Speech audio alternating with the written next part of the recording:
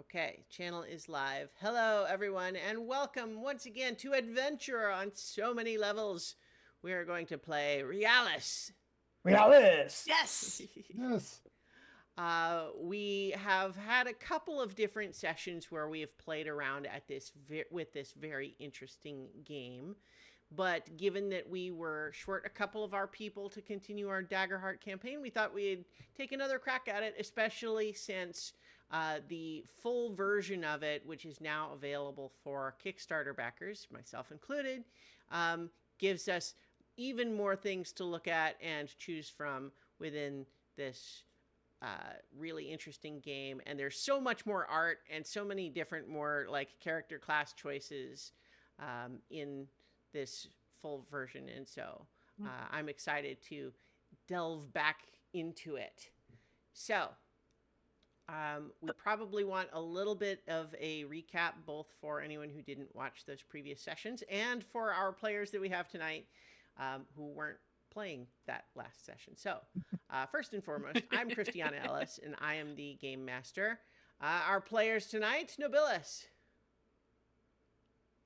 As you wish, ma'am. Paul Weimer. I have not decided what kind of character class I'm playing yet. Jason Banks.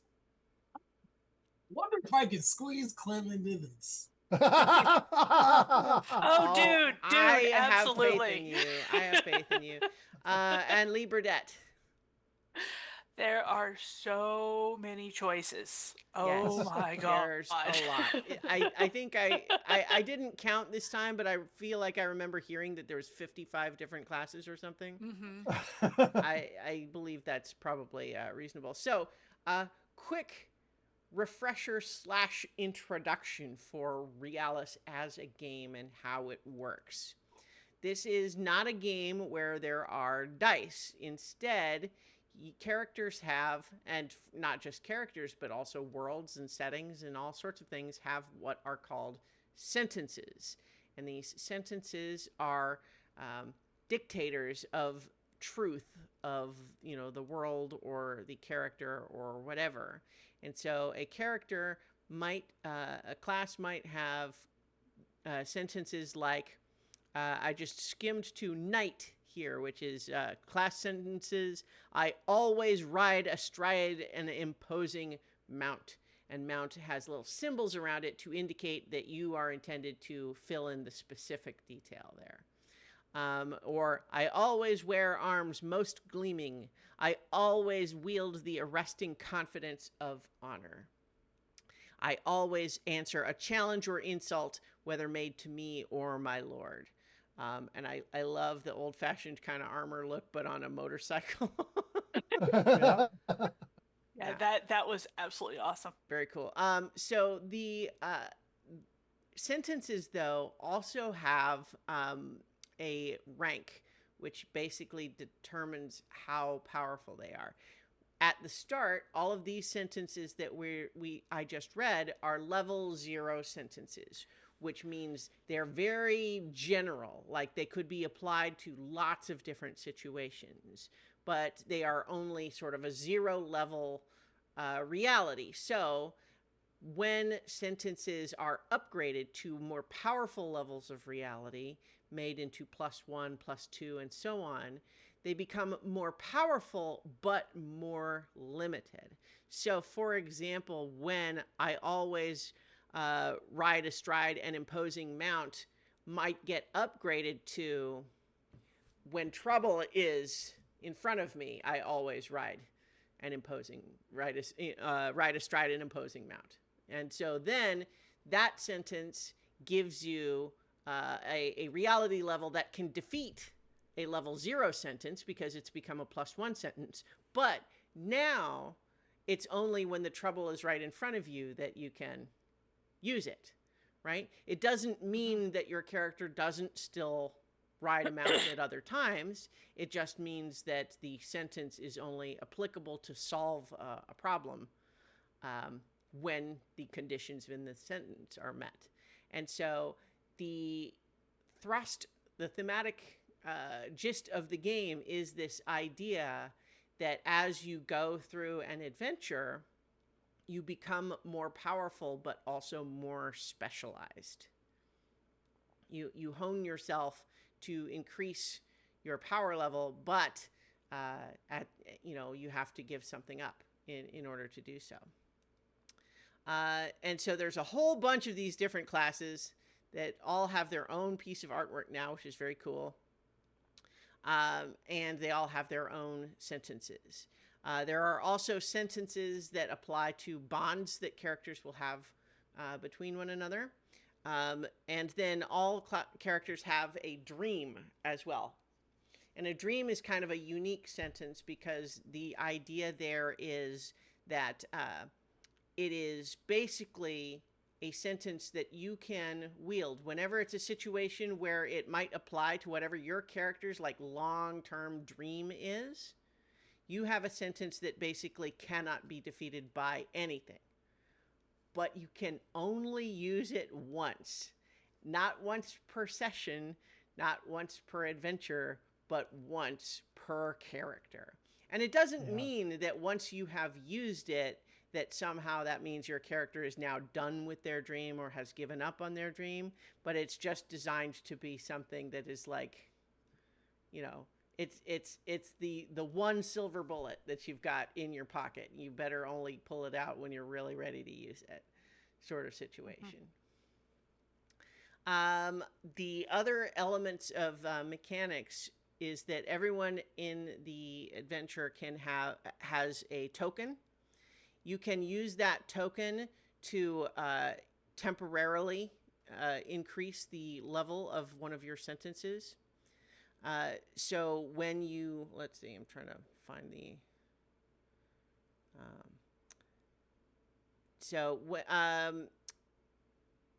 when you have your token, you can spend it for the length of the current conflict, add +1 reality to your chosen means, which is the sentence you're using to solve a problem. Or an established moon sentence can be used as a means. So let's say the moon that you're on has a sentence that says like, those from off-world find the gravity tricky to adapt to. Something like that. It's just made up out of nowhere. And so you could potentially spend a token to try to use that if it could explain how you solve a certain problem. Or if a slot is available on the moon sheet, you could add a new +0 moon sentence representing some capacity or characteristic of the moon in question. So you can use your tokens for any of those. So, but you only have one token. How do you get it back once it's spent? Well, you will have to follow your impulse. Let's see. I'm trying to. I think it's trying to remember where it explains that. It's all the rules are in a different order now. So, trying to remember how you just to make sure I'm explaining it carefully. Spending and recharging tokens. So, few ways to recharge your token during play. Acting on an impulse gives you a recharge your token when you use your sentence during a conflict in a way that aligns with the impulse of your sphere or the current moon. And what that every class has a sphere with an impulse. So, for example, this fantasist, which is sphere of sorcery, responds to a mundane problem with magical means. And so if you are using a sentence that you believe is reacting to a situation in that way, that can recharge your token. You can also, where's this? By priming a bond. When a bond receives its third mark, both player characters in the bond recharge their tokens. Or tragic success, when you use your means to succeed in a way that causes trouble, recharge your token. We touched on priming a bond. What does that mean? Well, so when you are in this game and let's say you have come across some obstacle or another, and you say, I want to use this sentence of mine as a means to solve that. But there is opposition to that obstacle, and the sentence that is opposing your sentence, your means, is a higher level of reality than you. That means you have been countered. It means you do not succeed, and it means that you cannot use that means for the rest of that scene. But you put a mark on it that has happened. And once that has happened 3 times, it means that means is primed. Primed means you can then upgrade it. You can finally make your new version of it, which allows you to increase its reality rank. But you have to add some sort of a condition on it. There's also honing, which is when you can sort of temporarily, increase the reality. So to hone a sentence, mark it as if it had failed, and write a new temporary condition as if it had been realized, upgraded. And so it is increased by rank for the rest of that session. And you can only hone 1 sentence per session. And that's a little bit like practicing, how you might upgrade a given sentence. And then, so I'm going through all of these things pretty quickly. So certainly if people have questions, feel free to, ask or revisit. But I just want to kind of get through things a little bit more quickly, so that we can get to some of the more meatier bits. And a lot of this will become more clear as we play anyway. So based on that, it's like once a sentence is primed, like it has had 3 marks on it, so you could do a full realization, you can't just hone it anymore. It needs to be realized at that point. So in order to allow us to engage with the mechanics a bit more, what I'm going to suggest is once we have you have each chosen a character and we start making those characters, I'll let you pick one of your sentences to have 2 marks on it already. And what that will mean is that if it gets countered, you can add that 3rd mark and it will be primed, and then you can realize it and upgrade it. Does that all make sense? Yes. Are you sure? It will make more sense when we experience it for real, but it does make sense. Great. So I think, let me just doubling check. So we got Spirit of the Law, 4 customs of conflict. One is always say what it looks like. Perhaps the single most important rule for flavorful and memorable play is always say what using your means looks like. If you cannot describe how using a sentence would resolve the conflict in your favor, then you probably should not be using it as your means. Paint pictures with your words. Describe what your character's thinking about as they act, and bring Realis to life with your descriptions. Always keep play grounded in the fiction. Always let sentences stand. And always be artful in adjudication. Although I'm seeing a double in there. I should let them know they've got a minor typo there. I'm sure someone has told them. But yes, so yes, okay. I was looking for this just because I wanted to double check that you can go ahead and uncounter to realize, like, right away. Like, you don't have to wait till the next scene or anything. So I'm hearing a little bit of background sound from somewhere. Okay, that'll be me. Okay. Yeah, One last thing is that there are ephemera, and that's basically like getting gear or items that usually will have its own sentence, which has its own reality level, and they will have a limited number of uses. So like maybe you get, let's see, like here's a few examples of ephemera. +1, when it's bright out, my light-powered grav pack always lifts me to new heights. A +2, our new friendship with the blood corral always gives us access to impenetrable places. +3. My connection to the inner wolf always grants me an unending hunger and the unstoppable power needed to feed it. But those will have like a limited number of times that you can draw upon them. And when you have used up all of those times, it doesn't mean you don't have that grav pack anymore. It doesn't mean that you no longer have your friendship with the blood corral. But what it just means is that you can no longer use that to solve whatever the obstacle is, right? Like it can still be there narratively. It's just no longer enough to overcome whatever another sentence might be or an obstacle. And just as a bit of game design, one of the things that I think that Ephemera solves is, given that all of these sentences you have are made more powerful by becoming more limited, it does raise the question of like, well, what happens when you start having all of your sentences are more limited? There's more times where you might not have any sentence or any means that is useful for whatever the given situation is. Well, Ephemera can help with that, right? Like you get some gear that can help solve those problems. All right, so I think that kind of covers our, that's a cute little picture.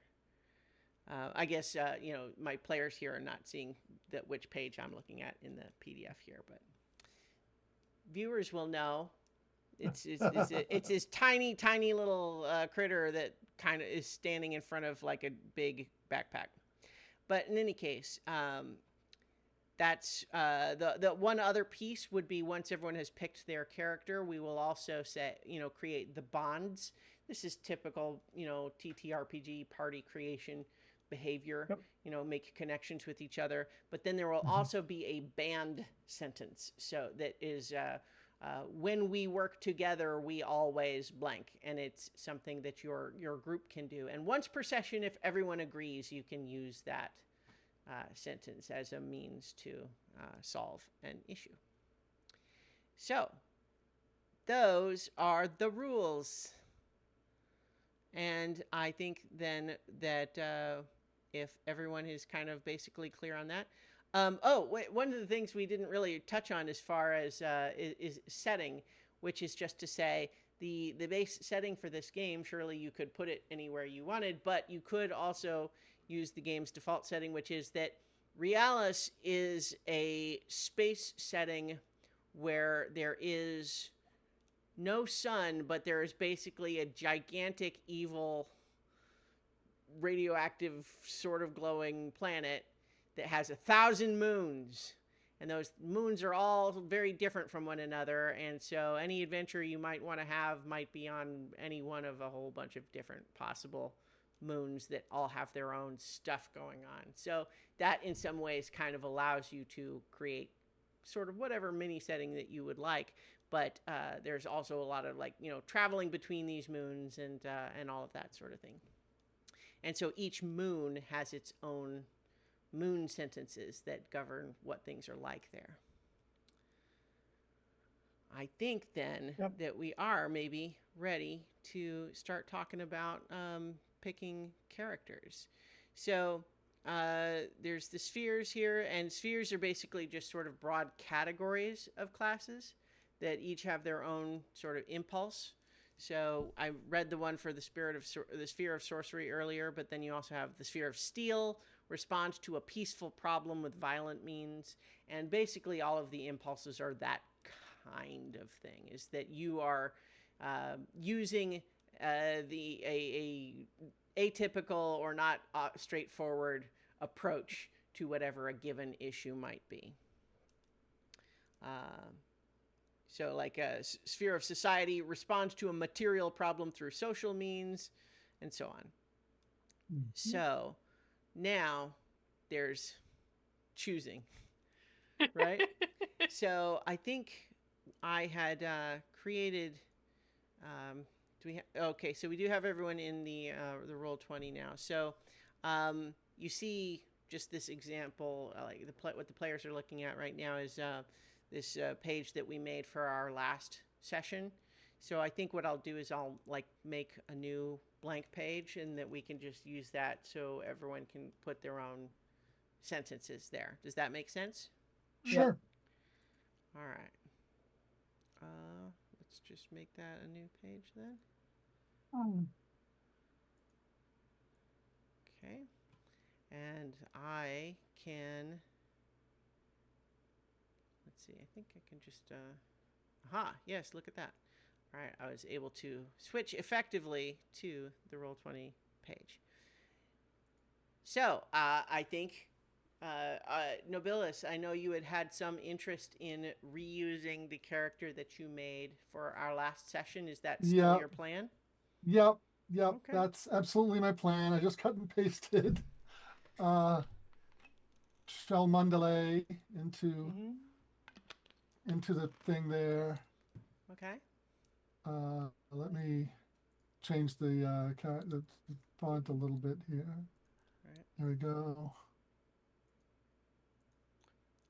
Oh, there we go. Yeah. And I will edit the character stuff when I know more about the other players' characters.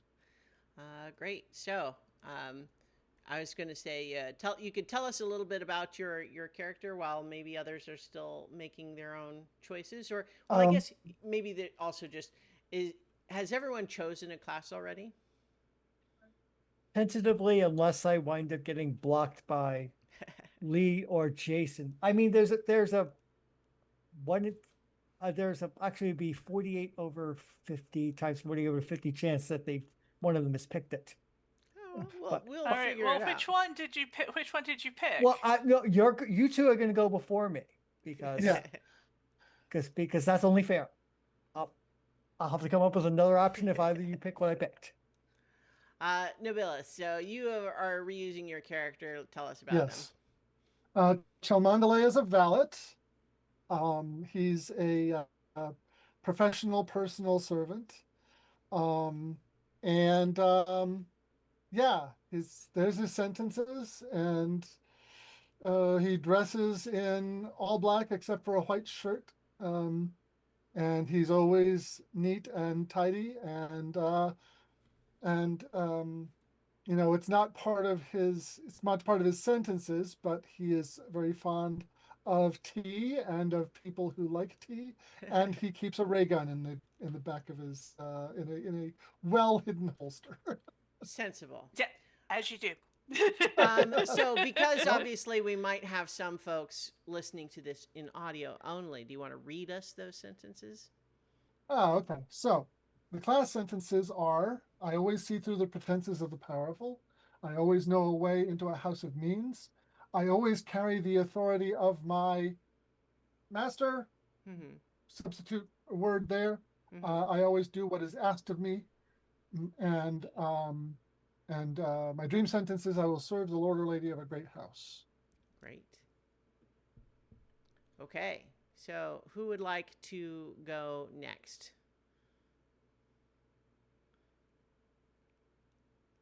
Come on, what do you do? All right, well, Paul is presumably going to choose a class who is very gracious and generous to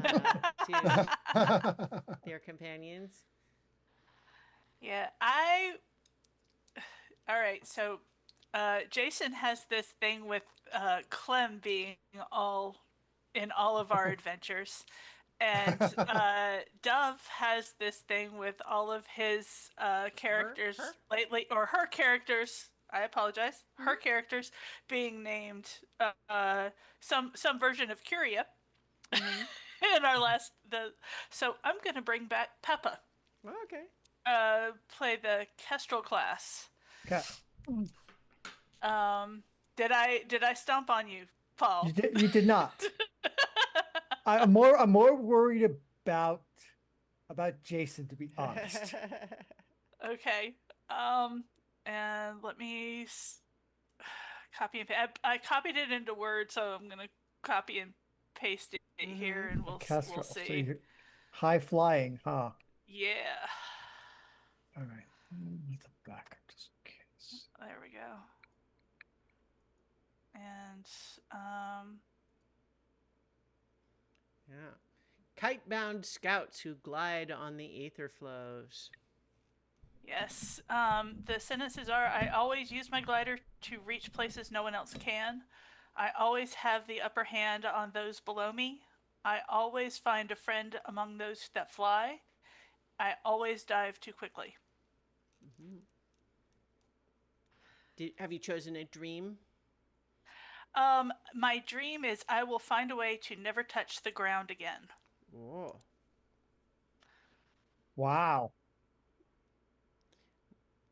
Probably not what you would have in mind, but my first thought was just like, well, you could float forever in the vacuum of space. But but you want to live. well, I guess. Yeah, now I just have to figure out a way to alter that box. But anyway, but yeah, no, I want to bring back Peppa. Peppa was fun to play. Great. So are you adding those sentences to our? Yeah, I put them down. Aha, I see. There we go. Yeah. The okay, maybe that'll work. And can I? Yeah. And go ahead and choose which of those sentences that you will want to have 2 marks on already. Okay. Okay, who would like to go next? All right, Jason, go for it. So, it was a toss-up, or I should say it became a toss-up, because as I was scrolling through, there was a character class called a Testodon, which is literally a protector who has mastered his shield and shell. And I was like, I could absolutely do that. But actually, I'm not. I'm going to pick a Panopolist. Okay. And they are going to have the sentences. They start with the sentences: I will always repair my Penelope, and I will always embody the mechanicological. And then, but they also get 3 components.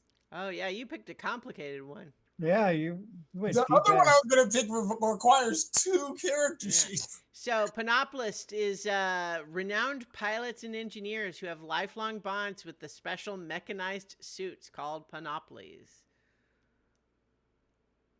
Yes. All right, nice. You've decided to be a mecha pilot. I did. Yeah. Nice. Why am I not surprised, Jason? Why am I not surprised? Great. So you choose 3 components. Is that right? Yes.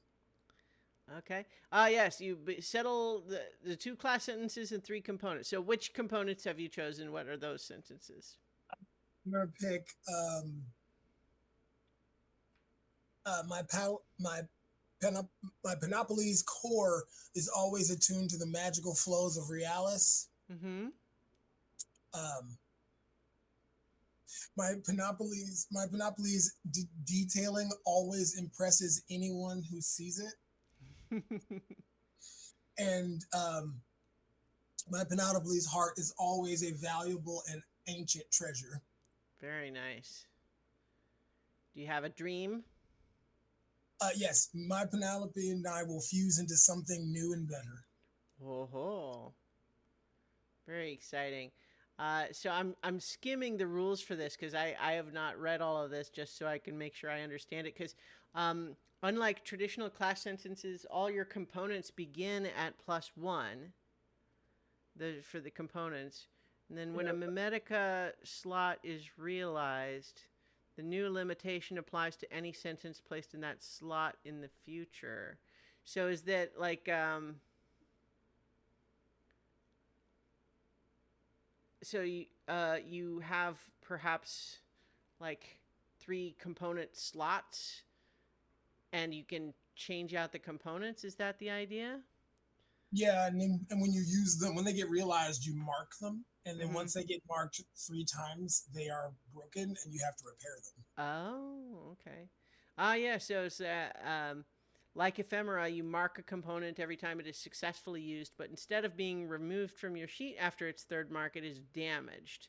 Damaged components are like countered, unable to be used. They're not primed, so they cannot be uncountered through direct realization. You must fix them using I always repair my Panoply sentence. Okay, great. Folks should start thinking too about what you want to fill those blanks in with. So in your case, the all of the words that have the little symbols around them, you can fill out a more specific detail there if you like. But we have one more player to choose their class. That would be me. Mm-hmm. This is too large. Why is this so big? How can I make it smaller? Oh God. Anyway, so ta-da! Meet Ale Kane of the Moon Marco. He is a juggernaut. He's a dragonborn juggernaut, 6 foot 7 foot tall, 300 pounds, muscular, armored as well as the scales. Mm-hmm. Well, you are all just doing your you're texting completely different scales. I don't know why, but yeah, I don't know how to fix this. I mean, I could probably. Yeah, if you could shrink this, that'd be great. Because so his class sentences: I am always unstoppable. I always embody unshakable. I already picked my creed. Belief that I can lift and move anything. That's his creed. That because I always open the way for others. I always make myself a target. My bonds are characters smaller than me, but they are strong too. We'll figure that out. Let's work together. Without blank, I could not keep my armor in top form. I'm looking at you, Nobilis. Okay. And his dream, I will gain enough strength to move a moon. All right. Are you typing your sentences in, Jason, to the Roll20 page here?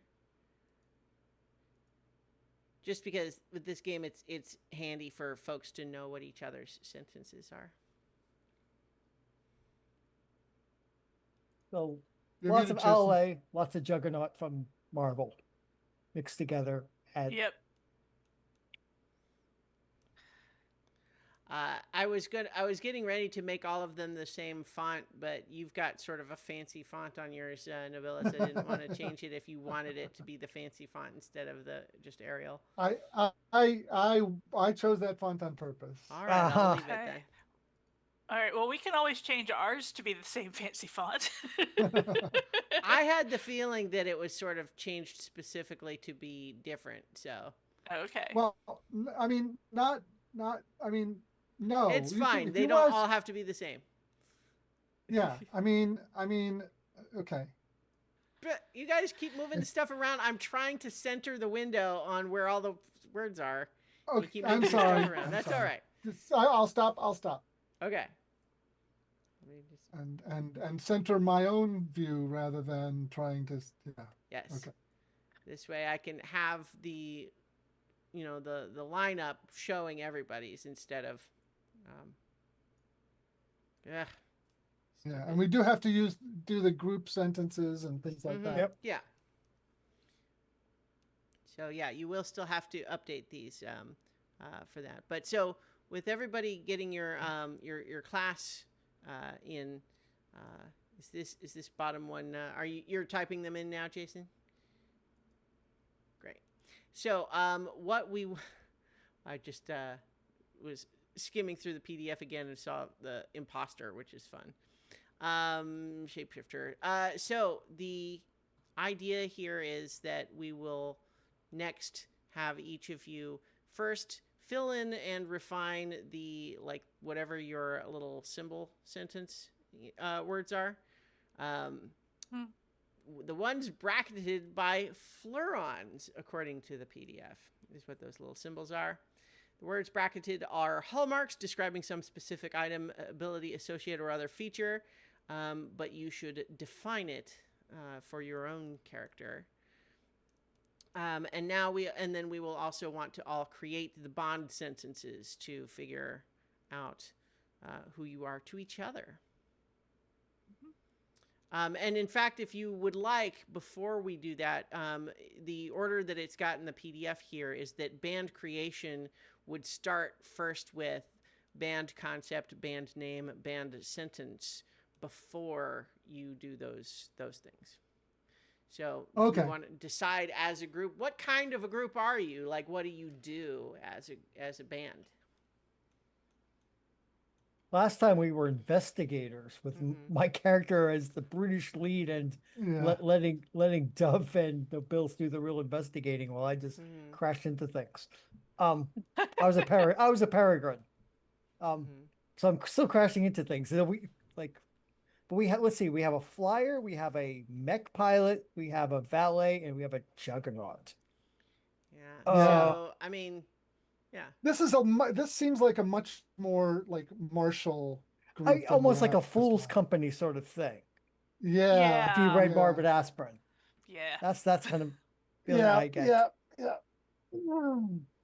So, are you thinking it certainly worked last time and there's nothing wrong with it?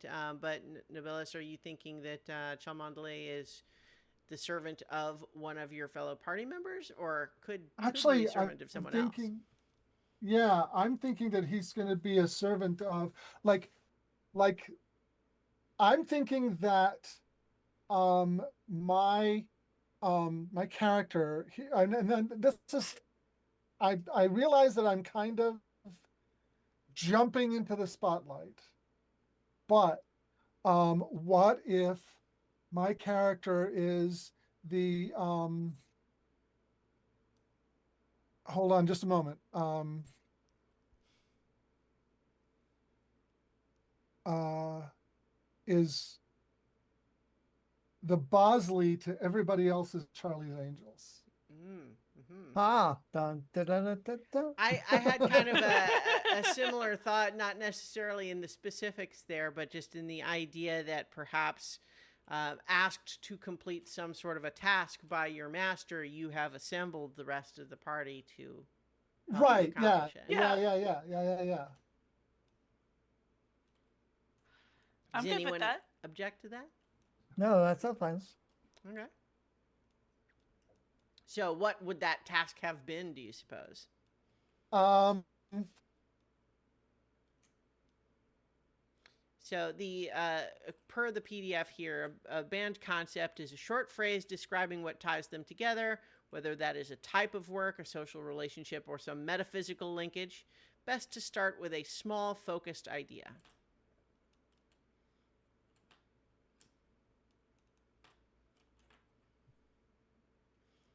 I mean, just given the nature of who you've got here, it doesn't sound like you're here to, send out invitations to a tea party.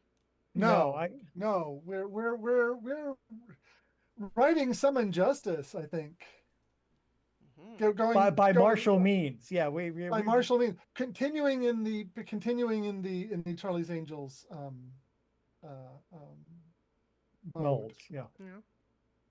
Interesting that both last time we played Realis and this one we kind of played on 70s TV. Mm-hmm.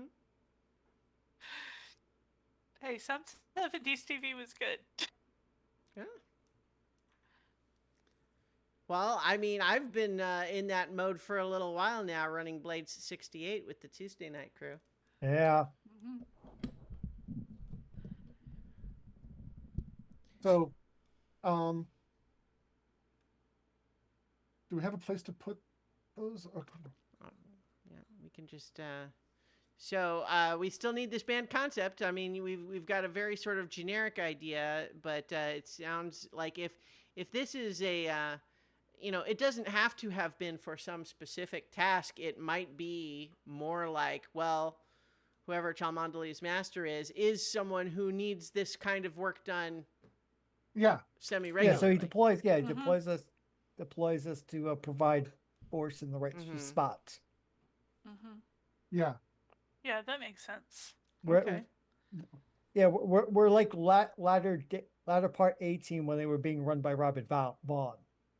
All right. I'm That's the way I familiar see it. in basics with the A-Team, but I never watched the show. So now I've jumped us into the 80s. Okay. That's fine. It's nothing. There is nothing wrong with that. A-Team is a very cool concept. I like the theme song. That's Mr. T was in it. I know him. But in any case, what do we want to define who this master is? What's their deal? Yeah, well, I've marked them on my character sheet as commander. Okay. But that's sure. No, yeah. So, I'm thinking that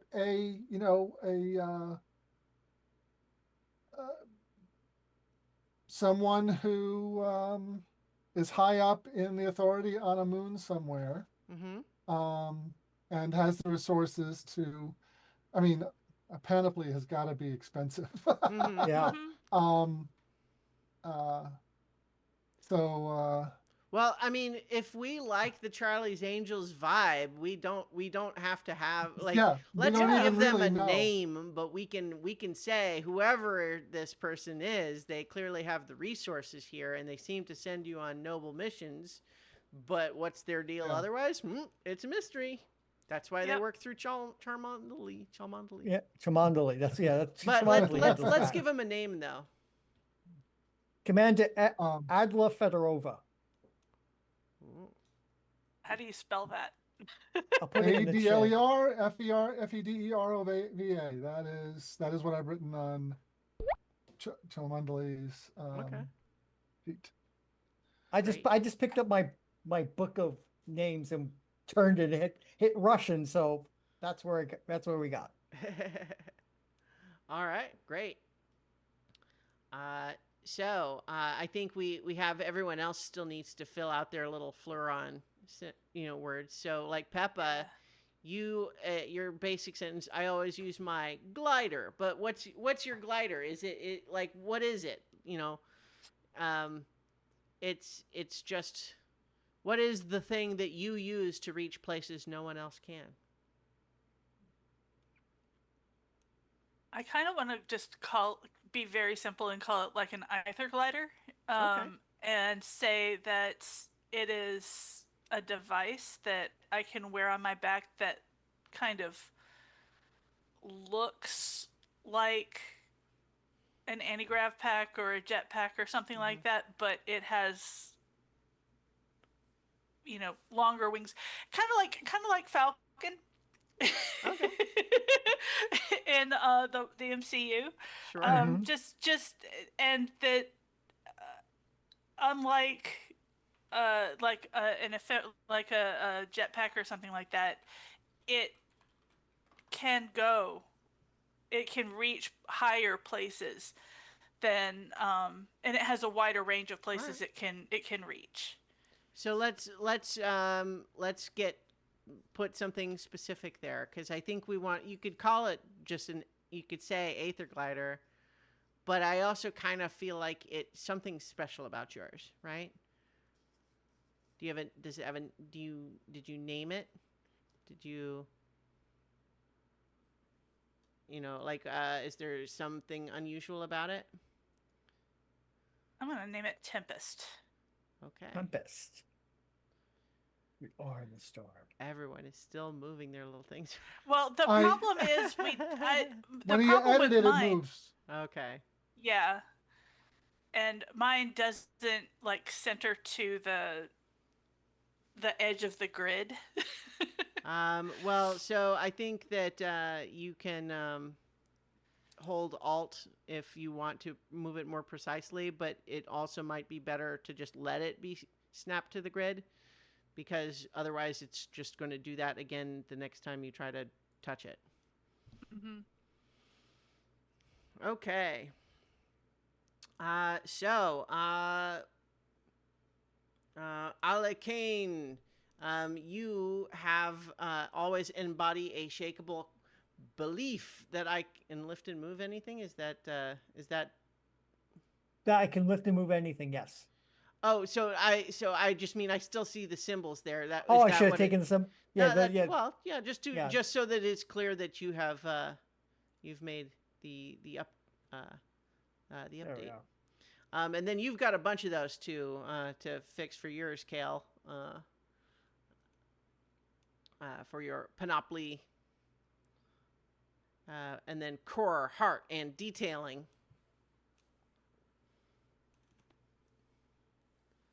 And then, of course, we're all going to need like the look and such too. Got the look.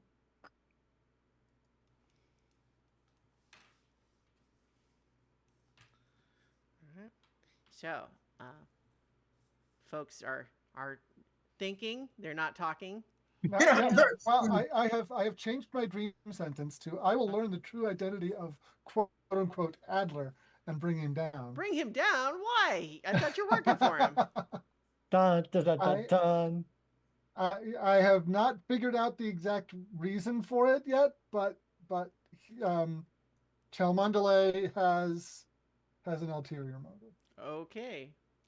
Secret betrayer. Why not? All right. So, once again, nobody's talking. I'm having to fill dead air because nobody's saying anything. That's all right. So, my Penelope's name is going to be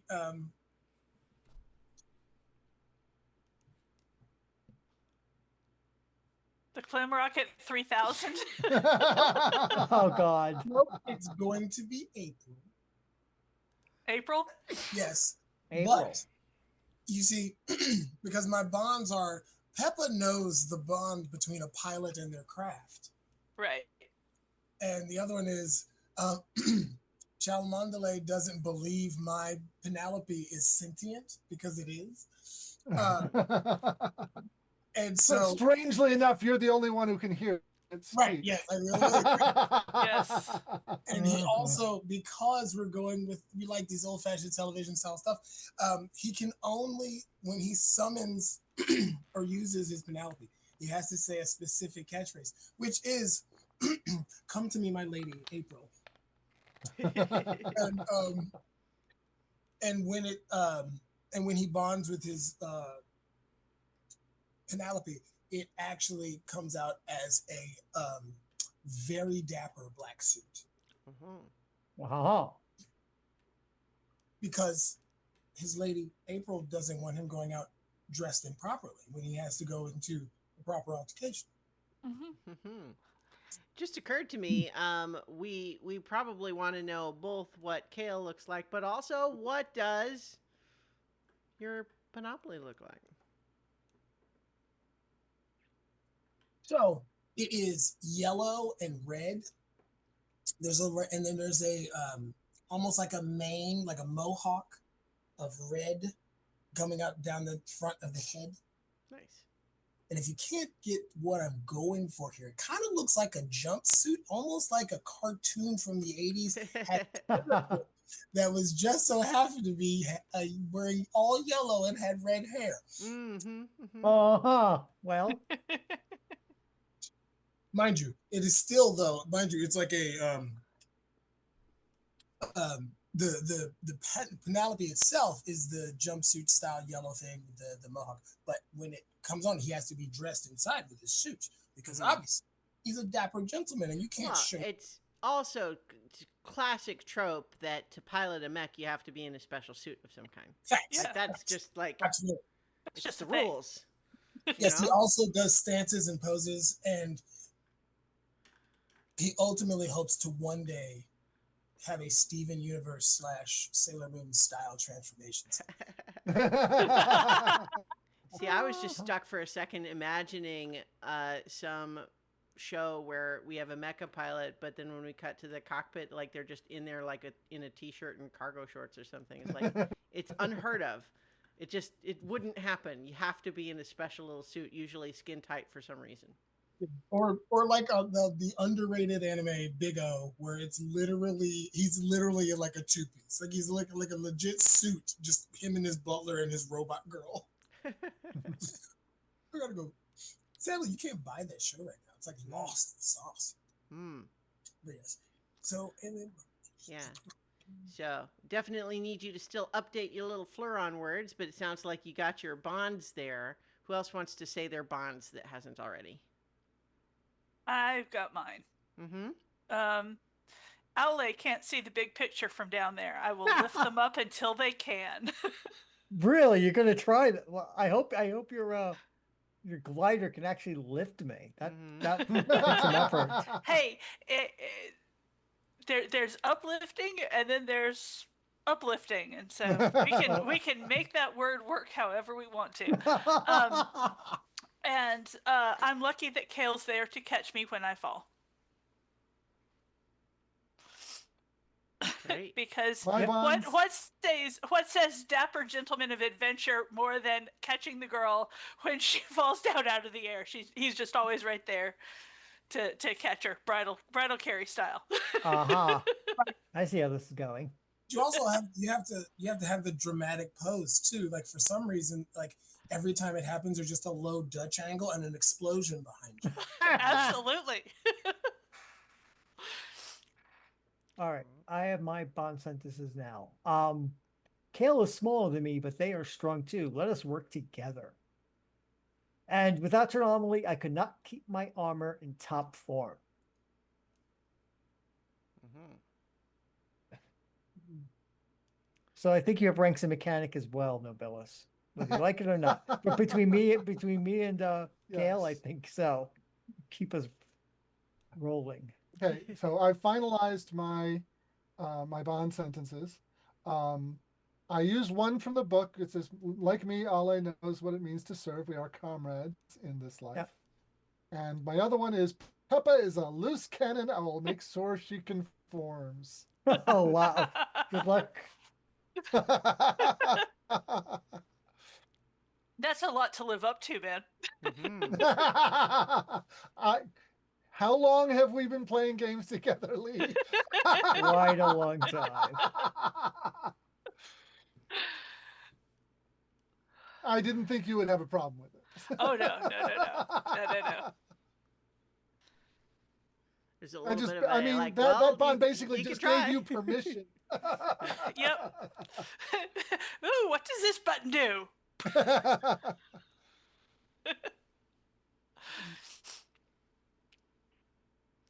All right. So, are you still working on your Fleuron sentences there, Jason? I'm switching Nope. back and forth between windows here. Nope. I'm good to go. Okay, you can delete the symbols now. Then, now that you've got them chosen, I guess you could leave them if you really want. Make sure. Let's see. Even though your sentences work differently, I'll still let you pick one of those to have 2 marks on it already. Even though I guess for you, 2 marks on one of the components is like, it's Right. it works differently. Actually, it just makes me think again. It's like, can you realize those, or do they? You just switch. You could switch components. Like how does it? Yeah. Well, that's you. Like I said, you picked one of the complicated ones. It's fine. We'll always repair Oh. because I know we're going to get into a scrap and I might need to repair something. Right. Specifically. Mm-hmm. Let's see. Oh, interesting too. It says that it also when I always repair my panoply is primed, it must be realized before it can be used again, which means that you have a limited number of repairs available to you. However, when you realize that sentence, you also get to realize one of the components. That's cool. Okay, great.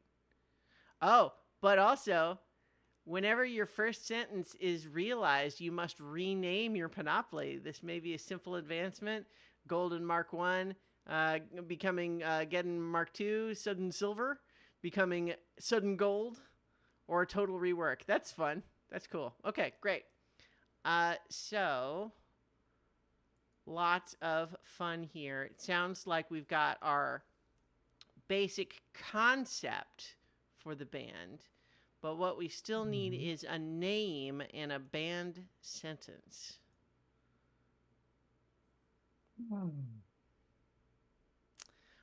Some of the examples they have are like, The Herrick Expedition, a team of researchers digging into the strange mysteries of Realis, and their sentence is, when we work together, we always uncover what time has hidden. Other examples are, when we work together, we always find justice on the end of a blade. That seems like that's somewhere in the right neighborhood, maybe. When we work together, we always impress and delight. When we work together, we always pilot our orphan vessel to safety. When we work together, we always find our prey's den. When we work together, we will always find courage in our faith.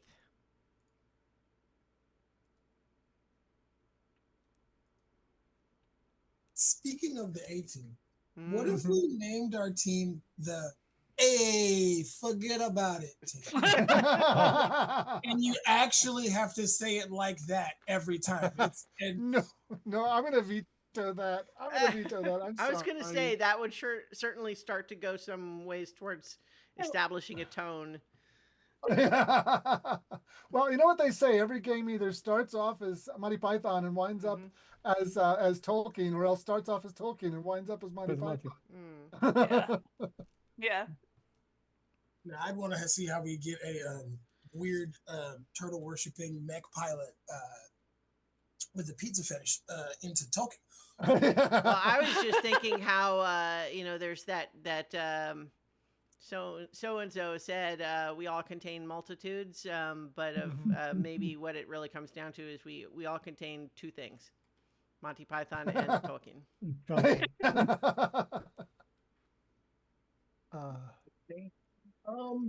We've had some interesting names. We've had the Golden Nuggets. Did we have one for our Icewind Dale team?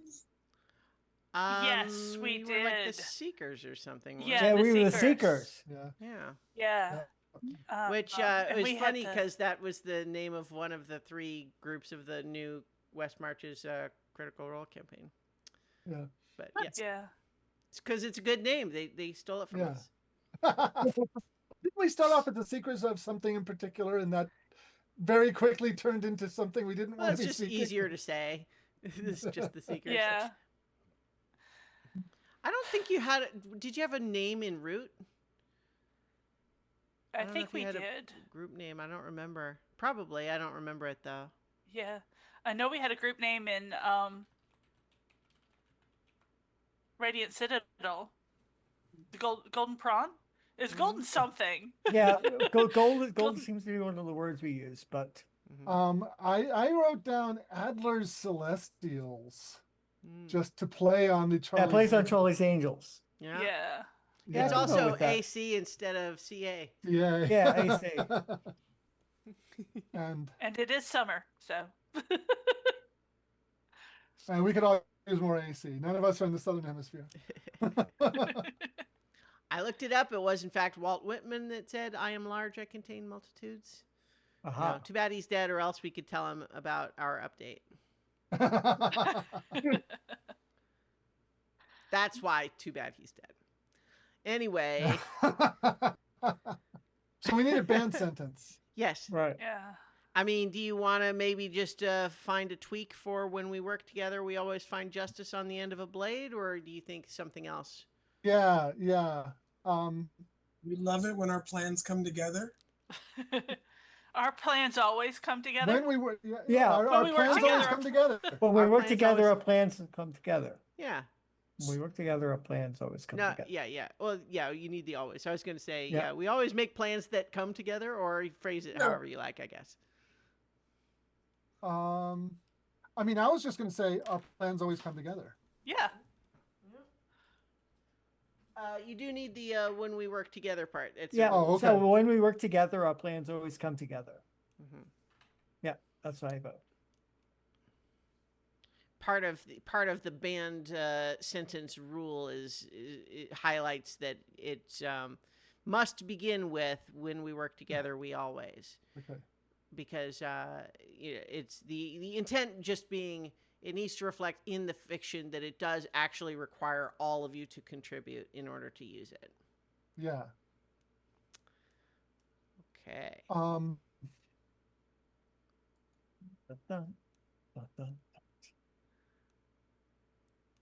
add that somewhere if someone wants to take that on. I'm making slight change to it.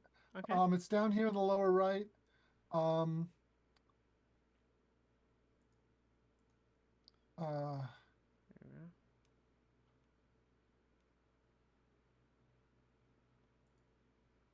There we go. yeah. We always make plans that come together.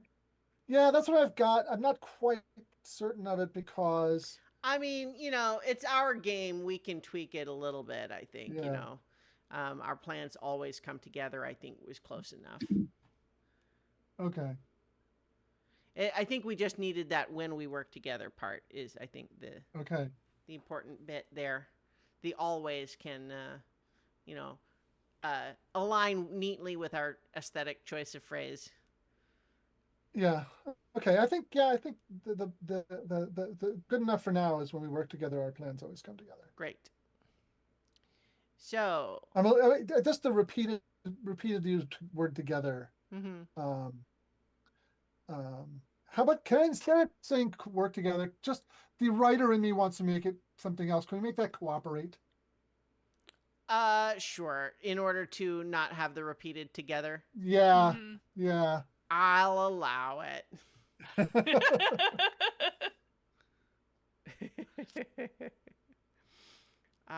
So before we would perhaps start figuring out what kind of adventure and what sort of setting we might choose for tonight, foundation sentences are things that we can sort of have as many of those as we would like to kind of define the tone and all of that. And these include things like our story always blank, our story never blank, our story will, but only with distance and care, include blank. And again, we don't necessarily, because we've all played a lot together, we don't probably need to delineate too much in the way of like safety tools sorts of things, just because we kind of all have that vibe. Certainly, I think we're all believers in those things as concepts, especially when you're playing like with a new table or new players. And certainly any of those that anyone would like to make sure that we put on there, we can. But also just like, I think we're probably all, like comfortable with each other's styles for the most part, and also certainly willing to say so if something were to come up that we didn't want in the game. Yeah, I actually like the ones that you had from the other. Yeah. Yeah, like they always end on a hopeful, like they always end on like a hopeful note. Never harm children. Yeah. That kind of thing. I'm fine with just bringing those over. Okay. Yeah. I will actually literally copy and paste them over. All right. Has that? All right. Yeah. So our stories always take place on a different moon. Our stories never involve harm to children. Our stories always end with hope. But then we had a different band sentence. So let me just erase that one because we've got that already. I'll even leave that this is a bigger font because it's a bigger concept. Mm-hmm. Great. So, let's see. I'm just trying to make sure my layout here is showing everything. I'm going to move this up here, and then it will work better. So, with that decided, I'm going to skim along this PDF to the limited atlas of the Thousand Moons. And see if there's some example moons that we might want to choose one to do an adventure on. And there were a few that were in the Ashcan version. I think there's even more to choose from now. If you have the PDF handy, this starts on page 371. Danily, the Purple Flower Moon. Cost, the Bitter Beach Moon. Orionel, the Long Lost Lace and Lattice. Yeah, that was from last session. Yeah. Trusk, that once was. Hazalt, the Salted Moon. Kretel, the Grand Tea Field. Yazarin, the Seventh Moon, although that one is like a creepy one that like is where like the entry in the book is implies that it's like partially corrupted or something. Narovia of Spire and Cloud. Ooh, that kind of lines up with the Kestrel thing idea. Green Harbor, the Truest World. Are any of these like Vestina under Radiant Light? Any of those leaping out to anybody? The green one. Was that like Forest? I think it was. Yeah, what is it? The you said it was the true.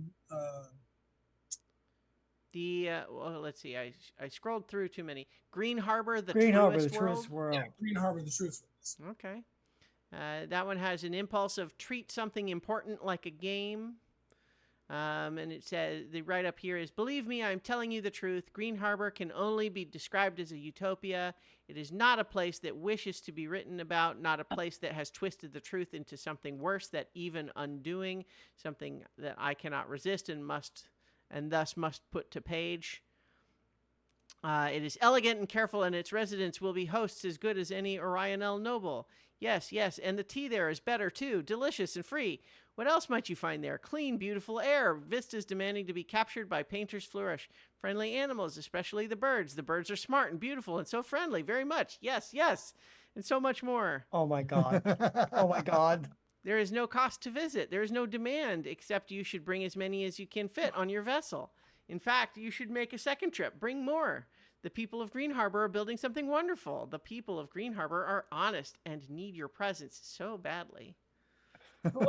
Friends, we're going in weapons hot. Greenest people. So a lot of these have a little spark for them at the bottom, and the spark for this one is, the only problem on Green Harbor is that you aren't there yet. It also has people sentences. Green Harbor hosts always show visitors the sights. Green Harbor caretakers always feed their pets. Green Harbor birds always spread their wings.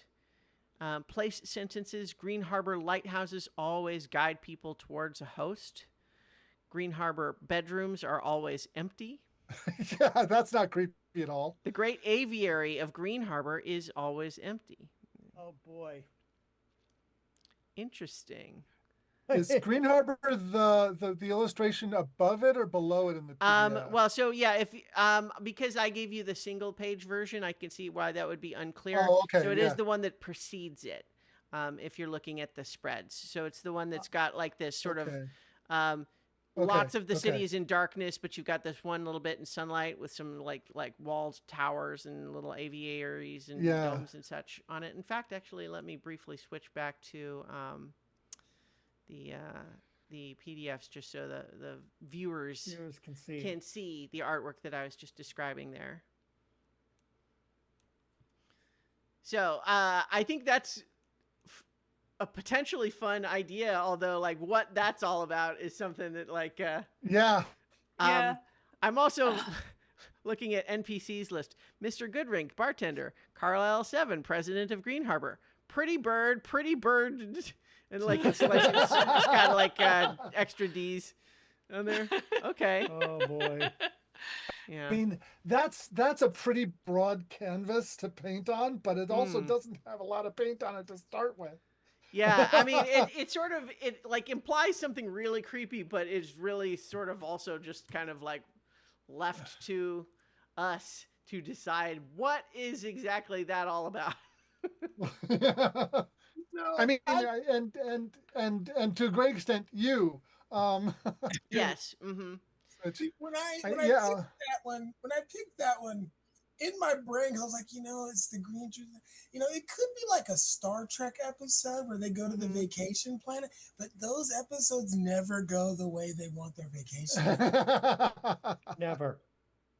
I don't think they've ever just had an episode where like, oh no, this is a great time on, Riza, the vacation planet. Like, this was a planet. It was amazing. No, it's always something. Well, no. See, the thing is that when they have short leave on a planet and nothing happens, there's no episode written. That's what. Yeah. Yeah, the episodes are just all the times that something does happen. There's, I'm sure there's lots of downtime when they're just on their way from one place to another, and everyone's just kind of like, "Oh, hey, did you hear they've got a new pattern for chicken cutlets in the cafeteria and the replica?" Yeah, and whose turn is it to mop the holodeck? Yeah. I'll be right I back. have to imagine the holodeck is self-cleaning. It would have to be. Yeah. Utopian society, of course. Yeah. But in any case, sorry, I was in an improv show last night, and there was a one scene where someone was talking about how they had been impregnated on a dance floor, and then the next scene started with someone mopping a dance floor. Oh. Anyway, why do we think that our Adler's Celestials have been called upon here? Have they just heard what a great place this is and they're on vacation? Or is there perhaps a clue that there's something sinister? I think they've been sent to retrieve somebody. Oh, yeah. So someone went there on vacation and didn't come back or something? Or for whatever reason, they went there and have not been heard from. Mm-hmm. And at least one person who was sent there to find them has not been heard from. So now it's time to, raise the stakes and send us. Mm-hmm. Yes, and all we've ever heard about the place is that it's a great place and you should go visit. It's so wonderful. Have you actually been there? No. I just heard not that at all. it's so great. Yeah. Yeah, I think that's the kind of thing that Adler's Celestials would be sent to do. Mm-hmm.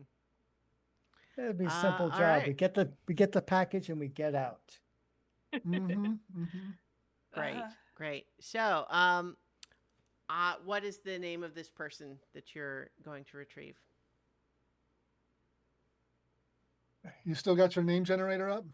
Yeah, I kept my name generator. Male or female? I don't know. Okay, Matilde Jensen. Matilde Jensen. Oh, yep.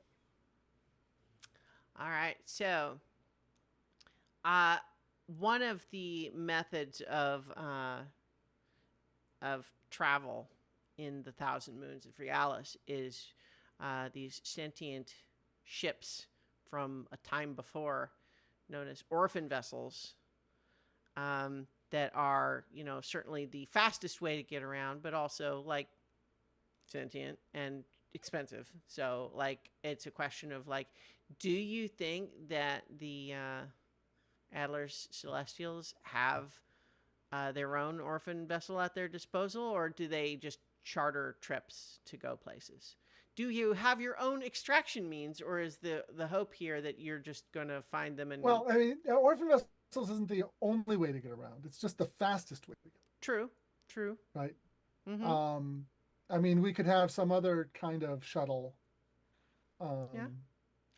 So if you have any idea how your little band here would go about it, how do you plan to get to Green Harbor, the truest world, especially given that you're going to have to leave too, also at some point, or at least that's the plan. I think that Commander Adler has arranged for a shuttle.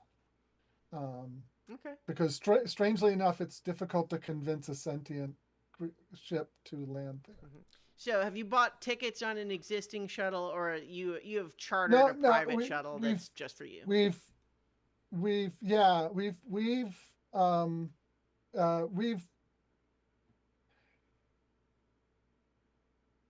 been given access to one. Okay. Are one of you piloting it, or do you have a pilot? I think one of us is piloting it. Yeah. I think it's either Chumley or me. Okay. Yeah. I think we do this ritual like rock, paper, scissors. No, you come over to me ready to do rock, paper, scissors, and I just say, no, you're the one flying. Oh, well, okay. I'm in the co-pilot seat. All right. So I think then that for some Wait, reason, no, actually, you come over ready to do rock, paper, scissors. I don't trust you. I take the pilot seat and you're co-pilot. Yeah, that makes more sense. Yeah. Because I thought we were going to make this fair. Because you always dive too quickly. She's all about the diving. So that meteor storm was not my fault. Your reaction was your fault, though. We're still here? Yes. I was buffing up my armor for a week. So this shuttle has to be big enough to carry around the Lady April, right? Mm-hmm. Yep. Or is so if so the name My Lady April, is that something that you know, how would someone else refer to them? Would they say the My Lady April? Or is the my just for you?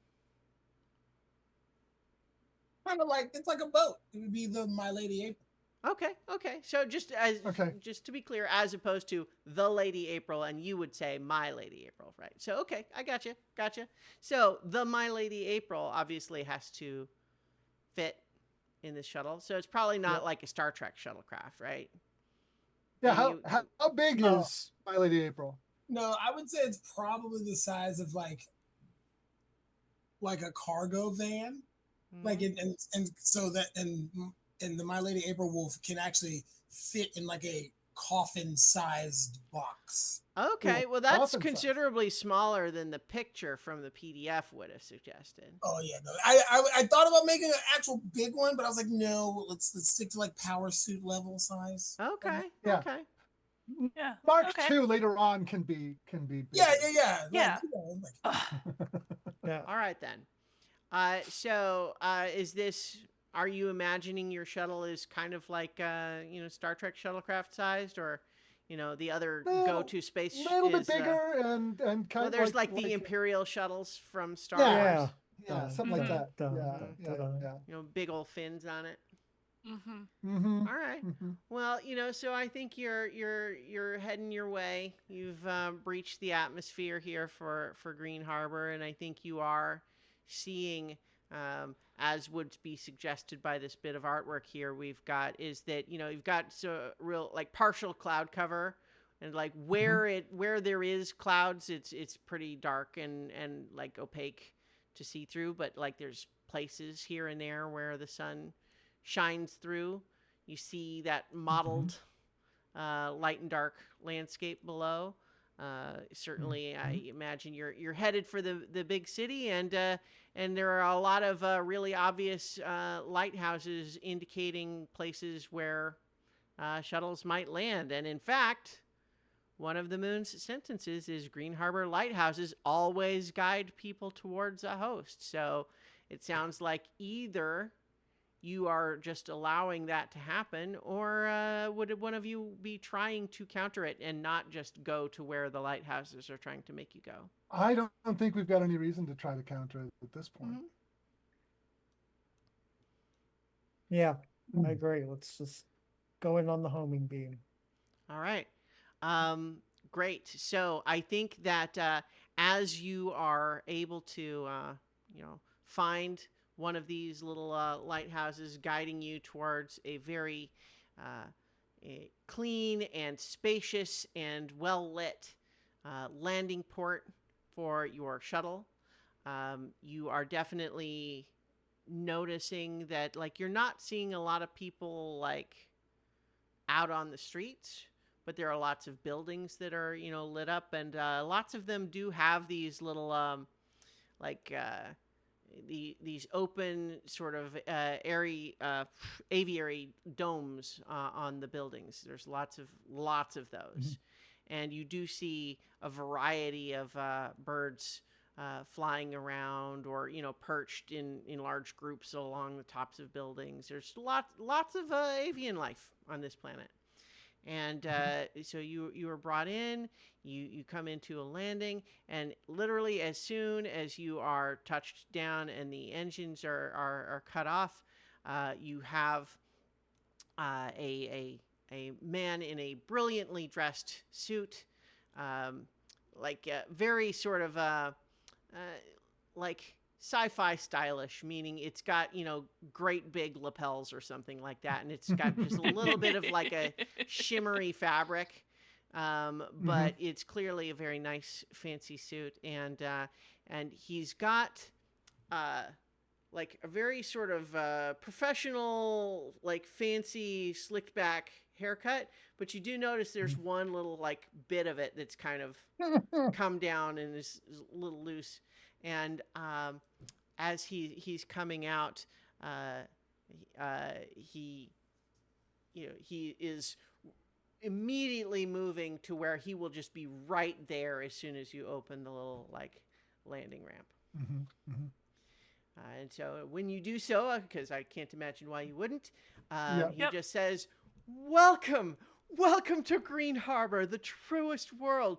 I am so pleased to welcome you to our world and our city, and I cannot wait to show you around and show you all of the wonderful sights we have to show."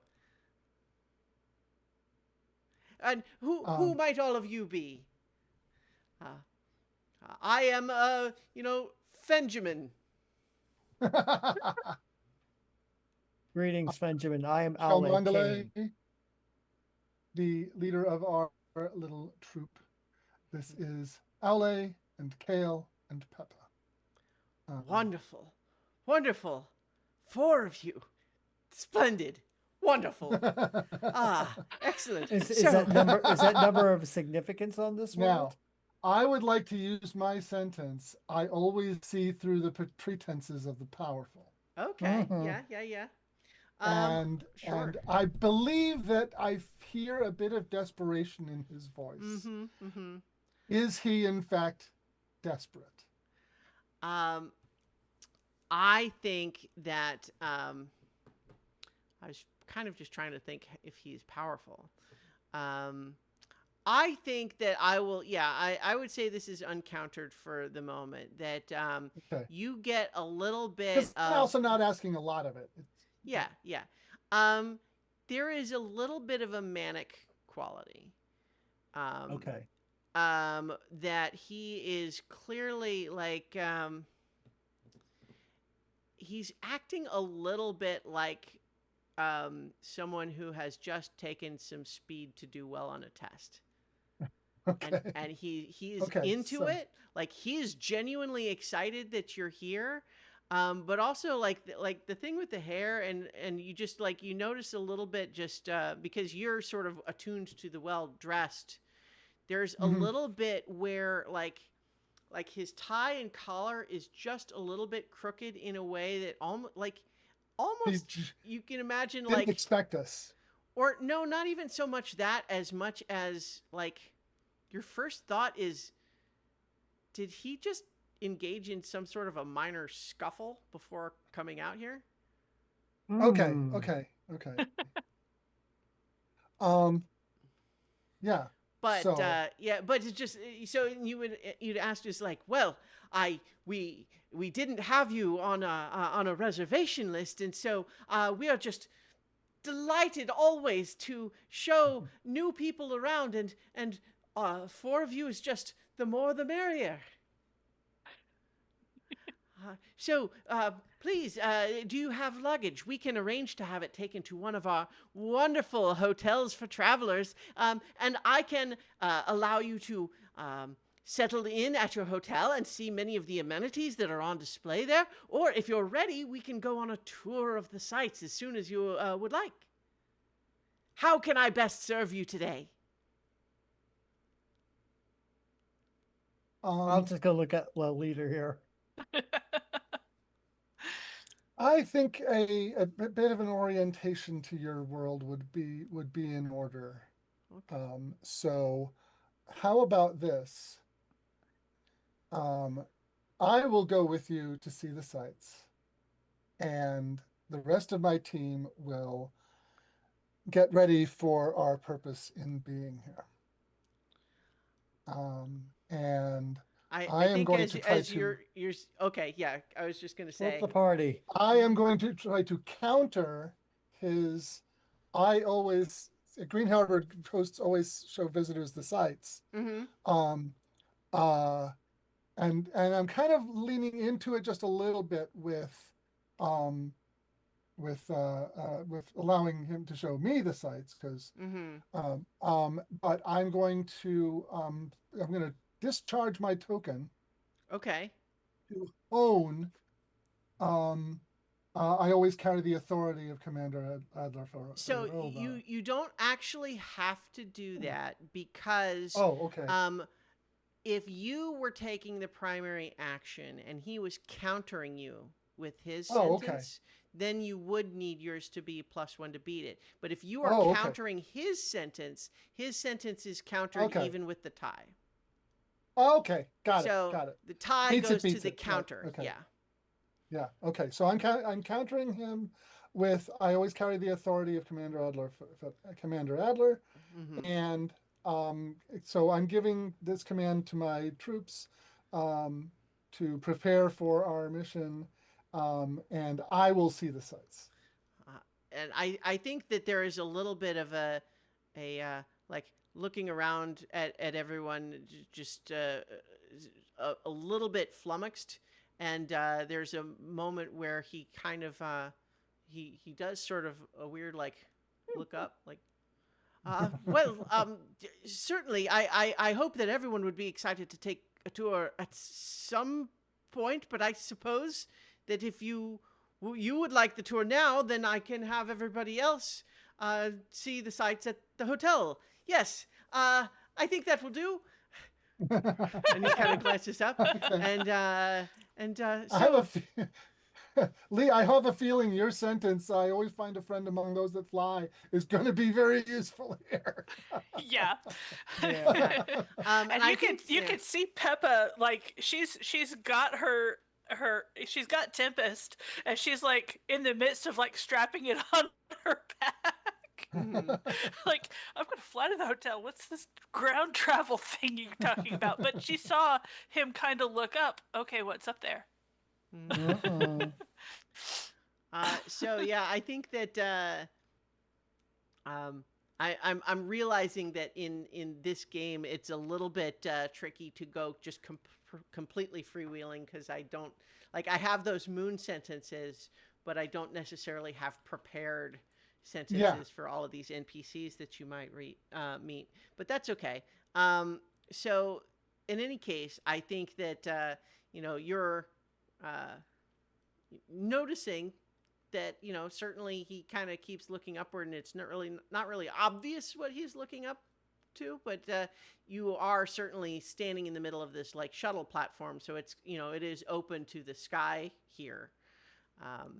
So I think then he turns around and he claps and says, "The visitors will be splitting up, so we are in the need of a second host." And then all of a sudden you hear just like a little bit of a commotion from inside one of those buildings. And then all of a sudden stepping out like I'm the first in line is a young woman who steps out and does a curtsy and says, "I would be most honored to be the host for those who will be going to the hotel first." They're all like this. Wow. Okay. All right. Let's. You can't I- say I- they're excited to do their job. I give a nod to Kale and to Peppa, and we'll walk towards the second host. Or at least I will stride to the second host because I lead and nothing stops me when I get moving. Yeah, and I'll kind of go over to Kale and say, when you get there, send up a signal so that I know where to land. Okay. Oh God, we're triply splitting the party now. Oh God, this can't go badly. Mm-hmm. And you see Kel go into the van and he basically picks up the box that has April in it and puts it on like a big backpack. Mm-hmm. And he's like, all right, I guess show us the way. Surely not a character with a coffin backpack. That's unheard of in any kind of animated medium. Yeah. Anyway, um, yeah. So let's see. Let's follow Cholmondeley and Fenjamin on this Okay. initial tour. I think that when you enter the sort of this adjoining building, following him as your guide, you see that there is sort of a like like a reception desk where there's a window that's there's a closed door that says authorized personnel only, and then there's just like like a ticket window sort of deal, but you can see that there's like 5 or 6 people kind of like huddled around to watch through that window as you're being led in another direction, and they're all just kind of like watching on, like maybe like there's kind of some complex emotions in there. There's like jealousy, worry, fear, like excitement. Lots of, it's a little hard to say. You really only kind of get just a little bit of a glimpse at them. But, you are brought to like a little sort of hover skimmer sort of thing. Okay. It's very much designed to be, comfortable seats, but open so that, you can be like flown around and see the sights, right? So I think as you are being loaded up, he says, so tell me, obviously we have so many wonderful things on offer here on this moon, but what was it perhaps that brought you to us today? We were invited by, and I'll give the name of the person that we're coming after. Did anybody write that down? Oh yeah, someone said it, but it was Matilda Jensen Matilda Jensen. Matilda Jensen. is in the chat. Aha. I was smart to actually write it down. So yeah.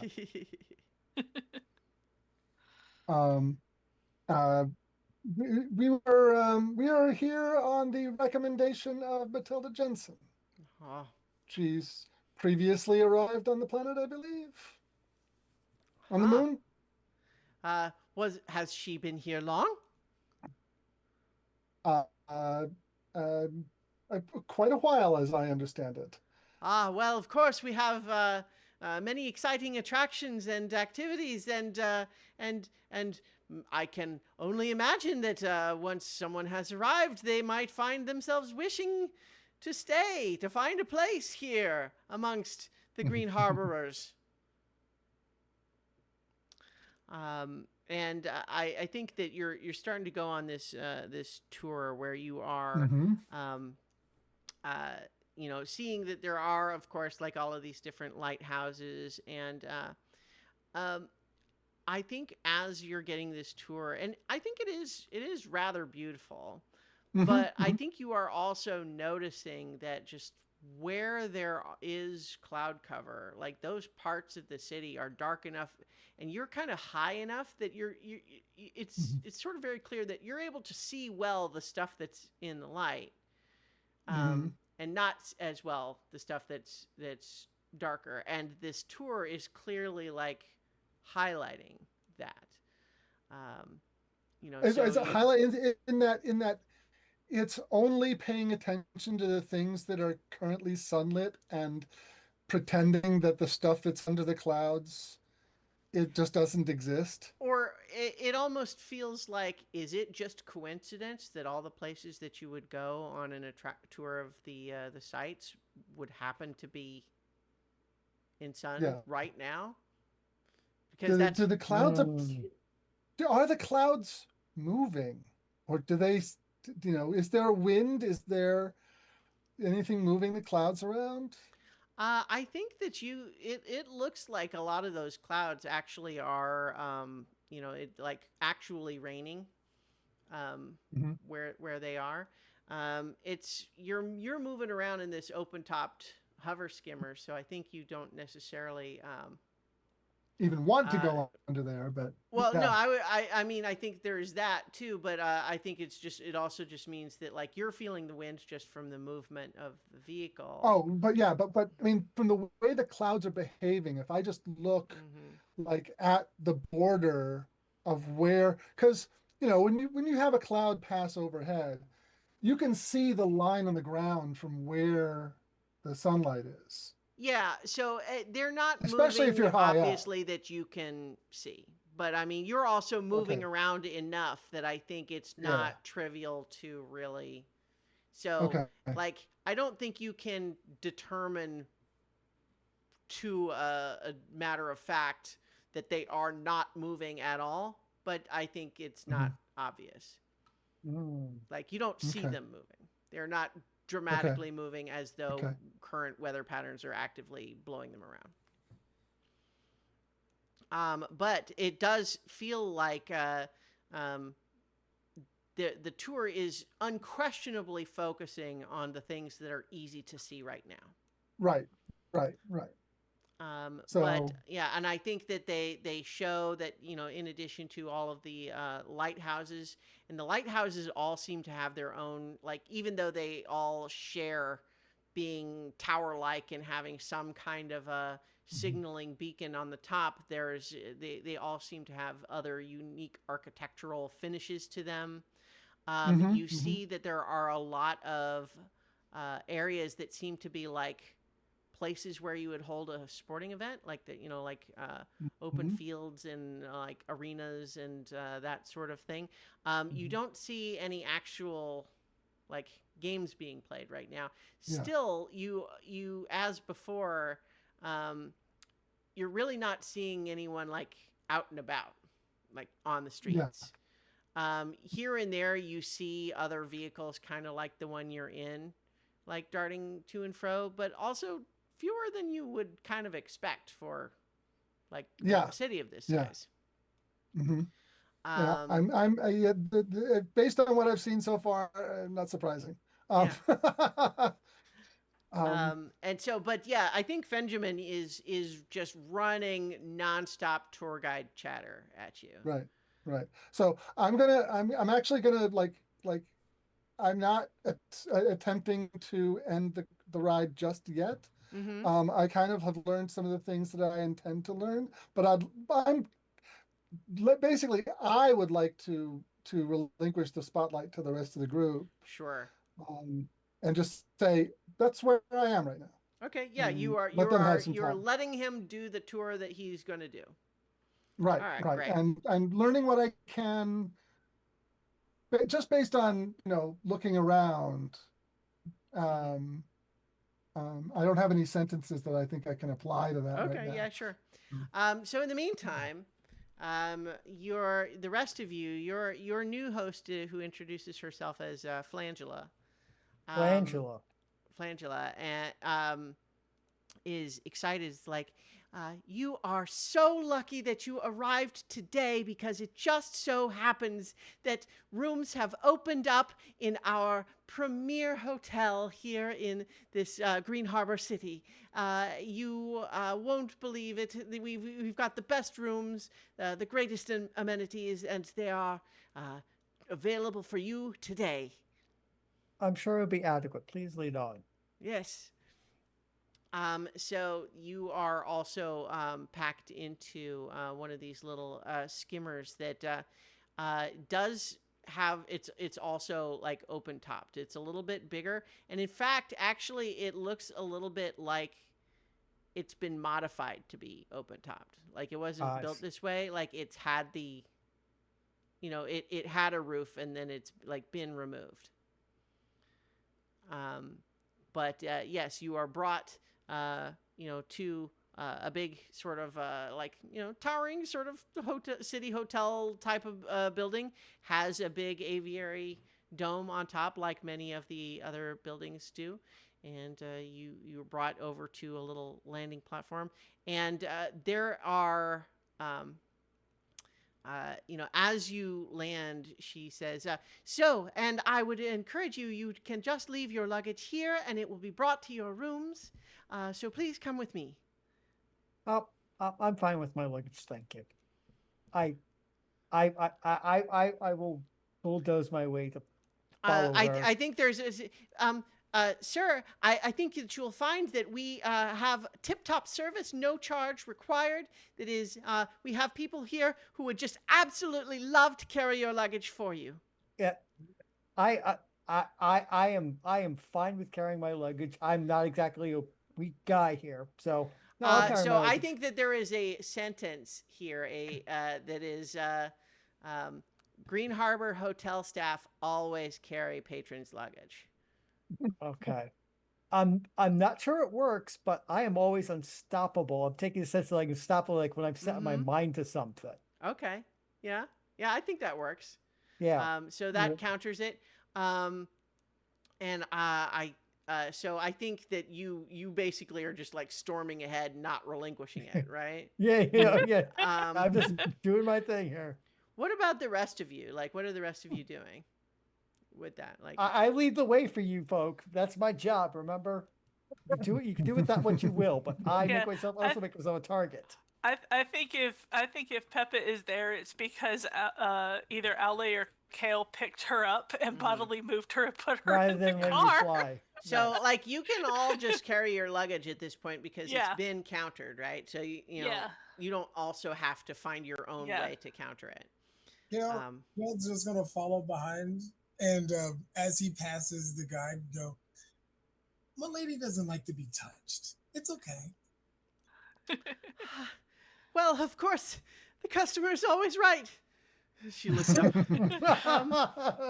And so, yes, we'll show you to your rooms, and you can carry your own luggage. And then you, I think, hear just a little like, was that just like the muffled sound of several people sort of like moaning in distress? Oh boy. So, I will bring you to these best bedrooms we have. As I mentioned, newly available, empty, just ready for you to check in.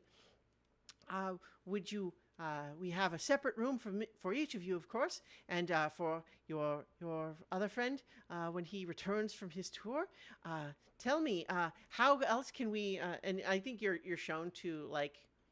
It's a fancy hotel looking sort of situation, but I think it does have a little bit of like the chain hotel vibe, right? Like it's not particularly distinct. It's very sort of like it's nice, but in a generic sort of way. It's a Marriott or what have you. Yeah. Got it. Mm-hmm. And so, but you are brought up, and you find in one of it's basically a suite that has 4 separate bedrooms adjoining like a common area. The common area has a huge, big domed skylight over it. It's on the top floor, and part of what you can see through that domed skylight is that there's other sort of domed, aviaries around. And you're seeing lots of like birds flocking around, but it's certainly like each bedroom has its own skylight as well, and it's not clear that there's any way to like cover it or close it, or like there's not like a curtain or shades for it or anything. Getting the idea of who's in charge of this Yeah. this moon. Yeah.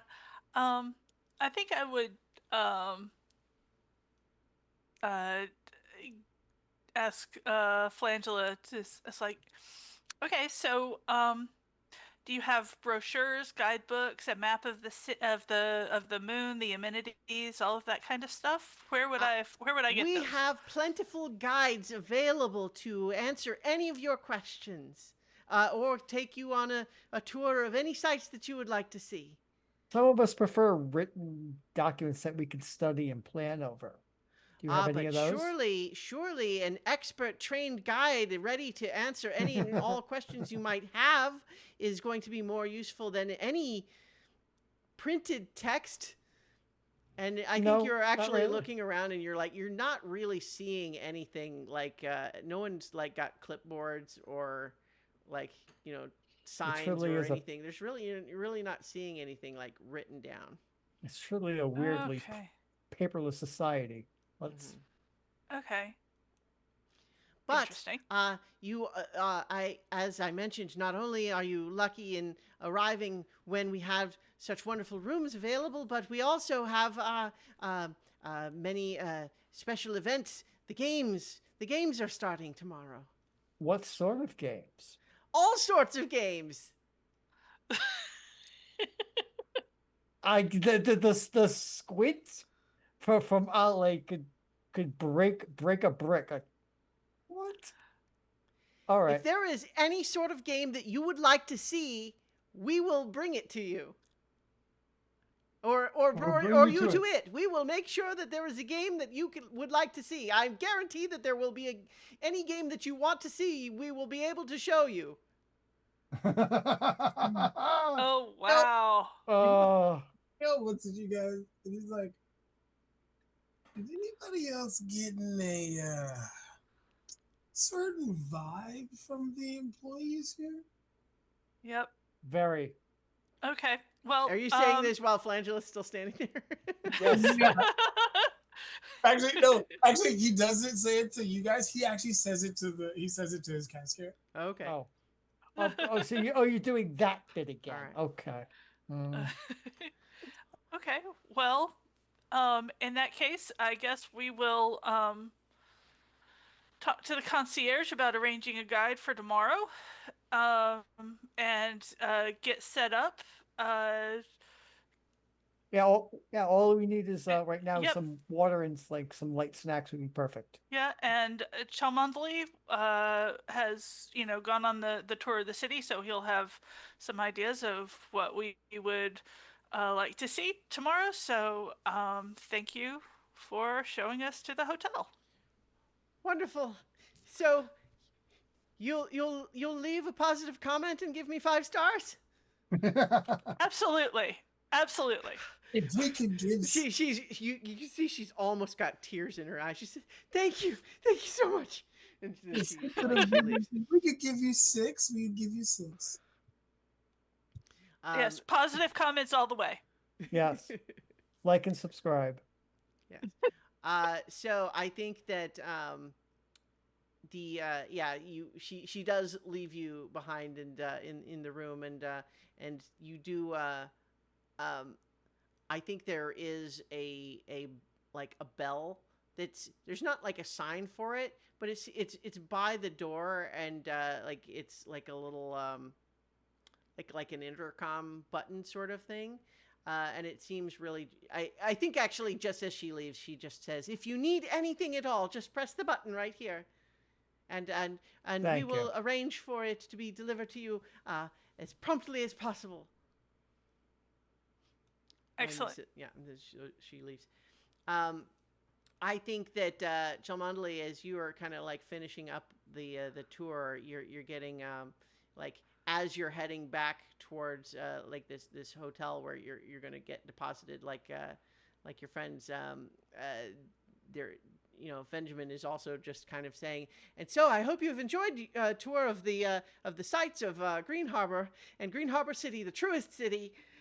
So I wonder if it would be possible for you to. I hope if there's any way that I could have given you better service, you would let me know, and I can find a way to make it happen for you."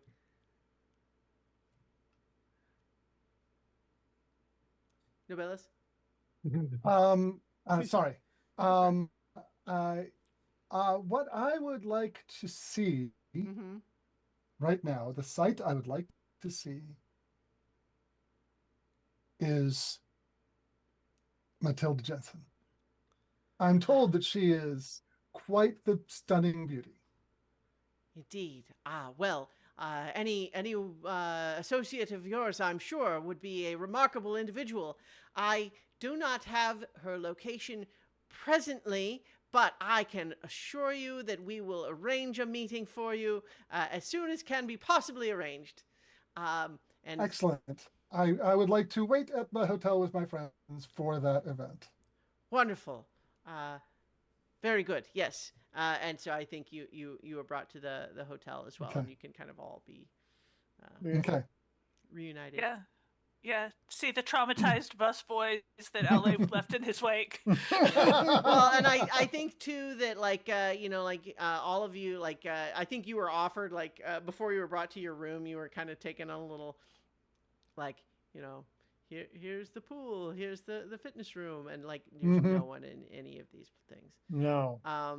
And you are but yeah, as you do however pass like here's the restaurant, and like you see like faces like peering out behind from the door that leads to the kitchen, like watching as you go by. Like everywhere there would be like a hotel employee, it's like everyone is literally just like dead set focused on just watching you all go by. Wow. So we have nobody here except staff. And we're in a fishbowl. Yeah, but did you notice that there's nobody else in the city at all? Their only staff member, like, where does everybody go? Do they turn them into Soylent Green? I mean, I think it's the birds. Do you think the birds are running the show? I think the birds are the ones who are in power here. Who's Based gonna on be? so what you're saying is it could be a Corvid conspiracy?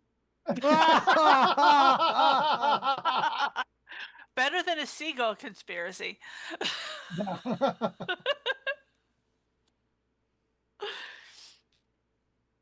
um, Well, there's only one of us that can go reach the birds easily. That's you, Peppa. yeah. But to what so- purpose? Okay, they're running the show, but to what are they doing? And why people acting so weird under their thumb's not the right word, under their claw? Talent? Talents, thank you. Well, they they don't seem to be aggressive.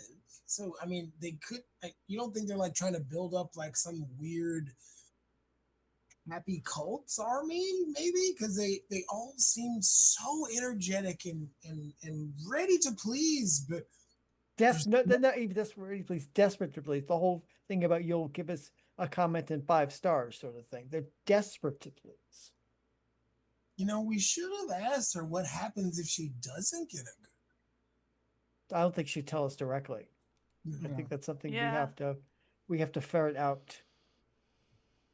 We're not a social group. We're hammers, so we have to find the nail we have to hit. That's the plan. Where's the nail? We hit Peppa, I think you should go on a reconnaissance flight. Absolutely, 100%. Where's the open balcony door? Yeah, I think that so I think actually you are on an upper level, although there's this, you know what, yeah, sure, there's I think there is an open balcony door for sure. If I can't get high enough, I will climb. All right. So I think that what's the move here? Describe like what you're doing. I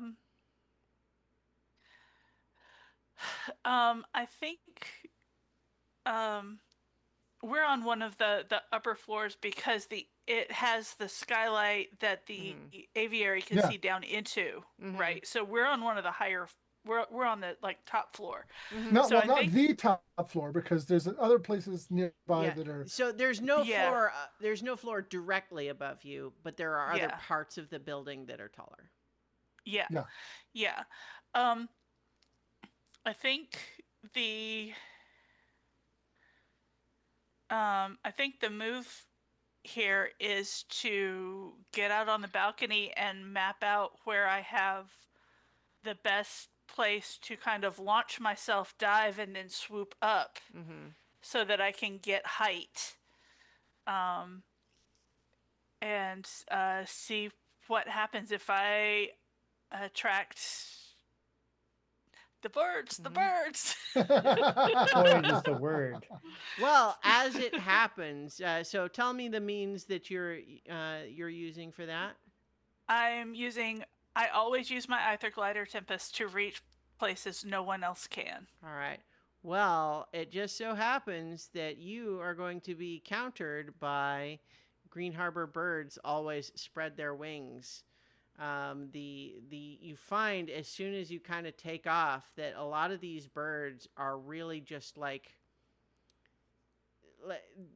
they seem just like birds of types that you might be familiar with, but they just really seem interested in you joining them in the sky. And so you just find that there's a lot of them sort of really like flocking close around you, Mm-hmm. and also flying like directly below you in a way that you're sort of really feeling like crowded and hemmed in by them.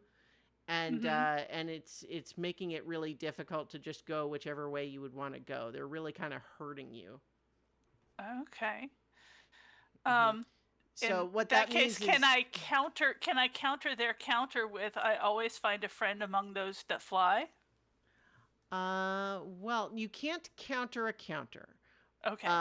But what you can do is, first of all, one of the options you would have is, because this is a third mark for your I always use my ether glider, it means Mm-hmm. that it is now primed. So you could realize it if you wanted, um, and make it a +1 to beat that counter. But if you want, you could also basically just say you let them counter you. You're not getting to go where you wanted to go, but you could still say, as you are being herded by these birds, you use your means to do something else, right? This other means, right? So you're not Okay. countering what they did. You're allowing that to happen, but then you are changing tack, right? Okay. Um, Or if you wanted to really push forward with what you were doing before, you could realize your sentence. yeah. I I kind of want to realize the sentence. Great. So you would clear the marks on it. You would make it a +1, but you need to add some sort of a restriction on it, make it more specific.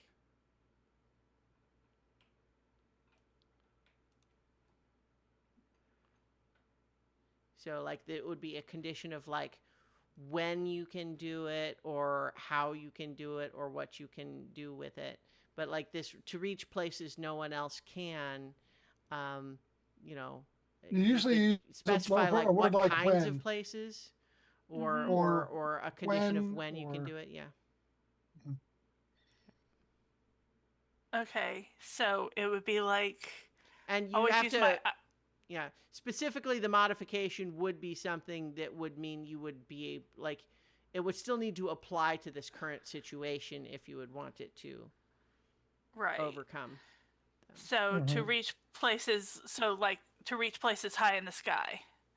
Uh, yeah, I mean, I guess so, but yeah, so if you wanted to do that, then we could allow it, but it would just mean that like, your glider is now not as effective for like low altitudes, right? Like that's kind of what that would Yeah. mean. Yeah. Yeah. Um, or to reach places. Um, I kind of want it to hone in on the places that it can reach. It's like Mm-hmm. the places that can't be reached by any other me. No, but that kind of That's still the does original, it. yeah. Yeah. Um.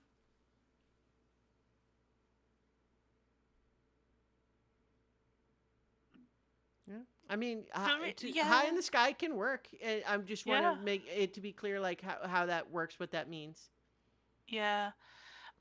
It's maybe Tempest is shaped to the point where, like Nobila said, it's not really, or like you guys said, that it's not really useful for like low altitude gliding along the ground kind of thing. It is a high.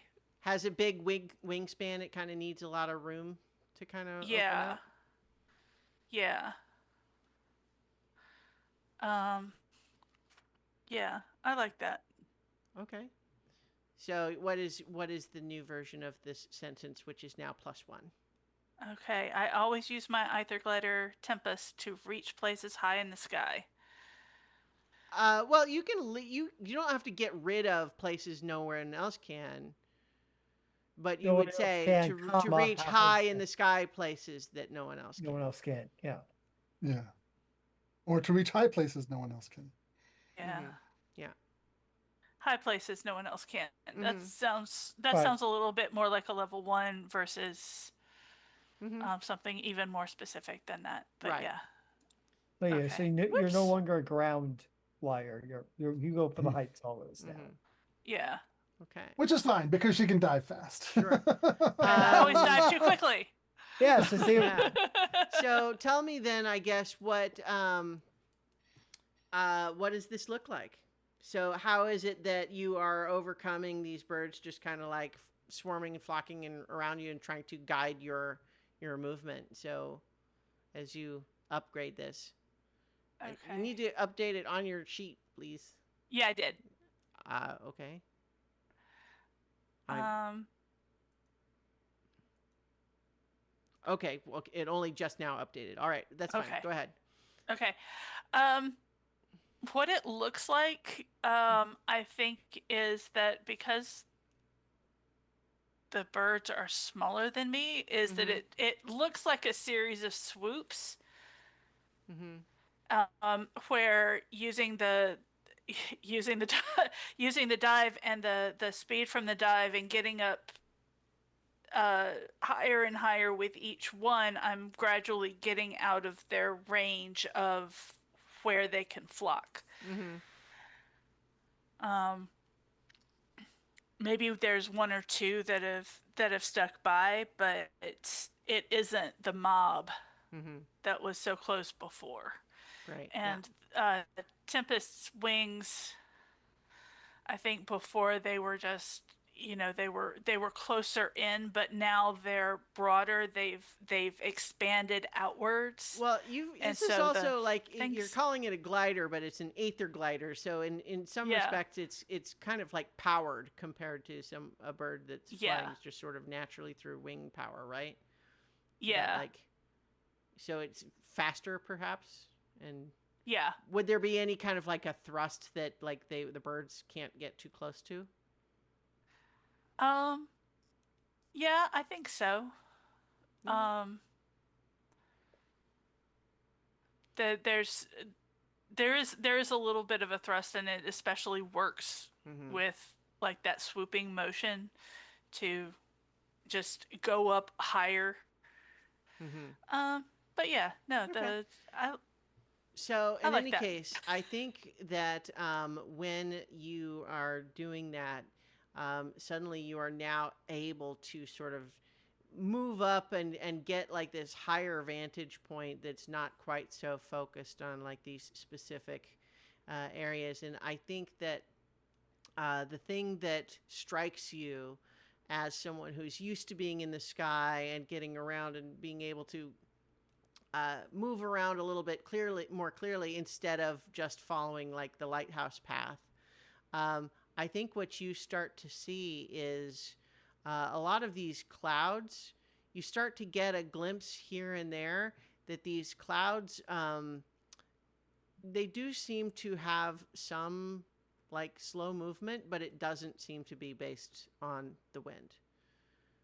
Like Huh. you're feeling all of the air currents up there, and you're realizing that where there's air here and there, you're seeing like strange movement around the edges of these clouds where it looks like the thinner bits around the edges are sort of distorted in a way that suggests that sometimes those clouds are moving in a direction that's against the wind.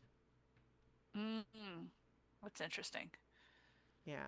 But you notice at the same time that it basically, these clouds, and just something about the atmosphere here is such that, like, where things are in direct sunlight, they're like kind of sort of brightly lit up and easy to see. But anything that's under these clouds is like getting rained on and is just very dark and obscured. Like the clouds are like thick where they're Yeah. like thick to the point of being opaque. Like even, in a normal, world, like even when you've got total cloud cover, the sky is still lit up compared to nighttime. But here it's really almost like these clouds are just fully opaque. Okay. So in the meantime, I think while you're flying around and sort of discovering this, I think all of you were you doing something other than kind of just trying to watch and see what you could see of Peppa's flight? At least at the beginning, I was trying to track her. Mm-hmm. Yeah. I think that you would definitely see both phases of this, which is that at first when she sort of takes off and starts flying around up there, like a lot of the birds are reacting in sort of a very sort of concerted way. And I think it's perhaps even more clear to you than it was to her that just like birds all around, just suddenly, like when she takes off, they're just like vroom, to follow her.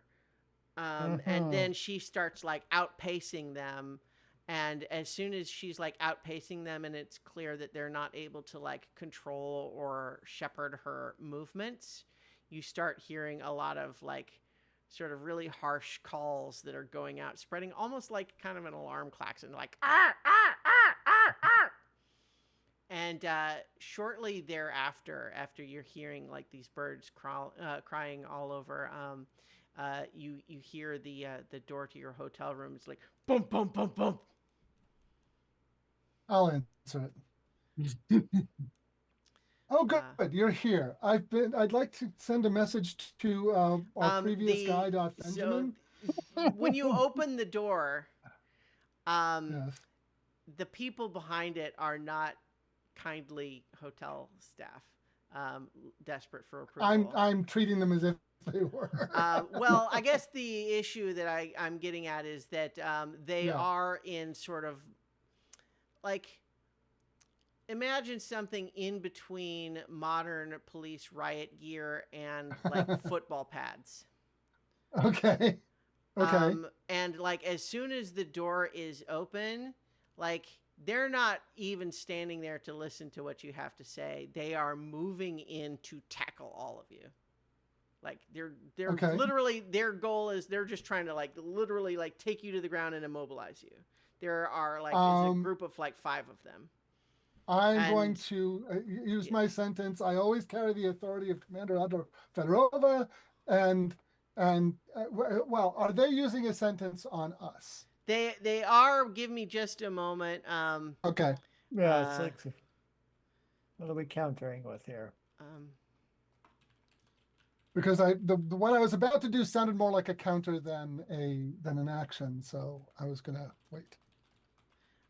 Yeah, so they are attacking you, and so they are coming at you with the sentence, the riot guards always secure enemies of the birds. Okay, I'm going to counter with, I always carry the authority of Commander Adler. Mm-hmm. And say, hold it, what's going on here? It is ineffective. You say, oh! As they tackle you to the ground because their sentence is a +1 sentence. Okay. Oh, crap. Okay, so now does the fact that my counter was overcome mark that? Or is it only marked when? I believe you mark it, but it is not countered, which means that the sentence is still available to use, but you do put a mark, I think. I'll rule that that's what it is tonight. Okay. Because I don't want to flip back to that page to look for the rule right now. I think that's the case. Okay. It is not countered because you used it to counter, but it was overcome, so it still gets a mark, I believe is how it works. Okay. Okay. Yeah. So in any case, though, I think the rest of you watch as Cholmondeley begins to try to do his talking thing, and he is just immediately like football tackled and dogpiled on the ground. Right. Violence time. Well, I'm going to barrel my way into that because I have Mhm. actually a couple possible sentences to try to free our companion leader out of this jam he's gotten himself to again. Yeah. I always open the way for others, or could be always make myself a target. Either way, Mhm. I'm basically going to try to push these guys off Well, of didn't they Chomley. also come after everybody Yeah. else in the room? Oh yeah. Well, Yeah, so they're They could they're try. piling into the room. There's a number of them. But certainly this is not like D&D where we're doing like individual combat turns for every individual and stuff like that here. It's more abstracted than that. But so the question though is I have already now revealed that this sentence is a +1 sentence, which means you're going to need a +1 or better to beat it. all right, I don't have a +1. You can use your token to hone. Well, you Yeah. can use your token just to increase the level by 1. Honing is a separate thing that's Oh, not oh, used. okay. Okay, It so- doesn't so if cost the you- token, but you can only do it once per session. Okay, so if I use my Okay. token I always open the way for others, basically it's Mhm. opening up things for my two companions. Yeah. So what is your dramatic intent here? Like, what is it Uh, that you're accomplishing with this? I mean, I imagine like a comic book, like the 6 foot, 7 foot dragonborn with armors, basically barreling through and past the people trying to grab him to knock the people off of Chomley, so that Mhm. he's basically open to swath so that Chomley, so So Chomley no and longer Kale can dogpiled escape. on the ground. Right, There's and I've potentially left an up opening to. Yeah. to move out. Yes, Okay. I'm Yeah. I'm playing bulldozer. Great. So if you're spending your token to I am. make it a +1 for the duration of this scene, Scene. Yep. yes, you are able to knock them aside, and I think the ones that are trying to the ones that were otherwise trying to secure all of you, that because their sentence now is countered, and so they basically can't use that sentence anymore for their dramatic intent, which was to secure you and get you all under control.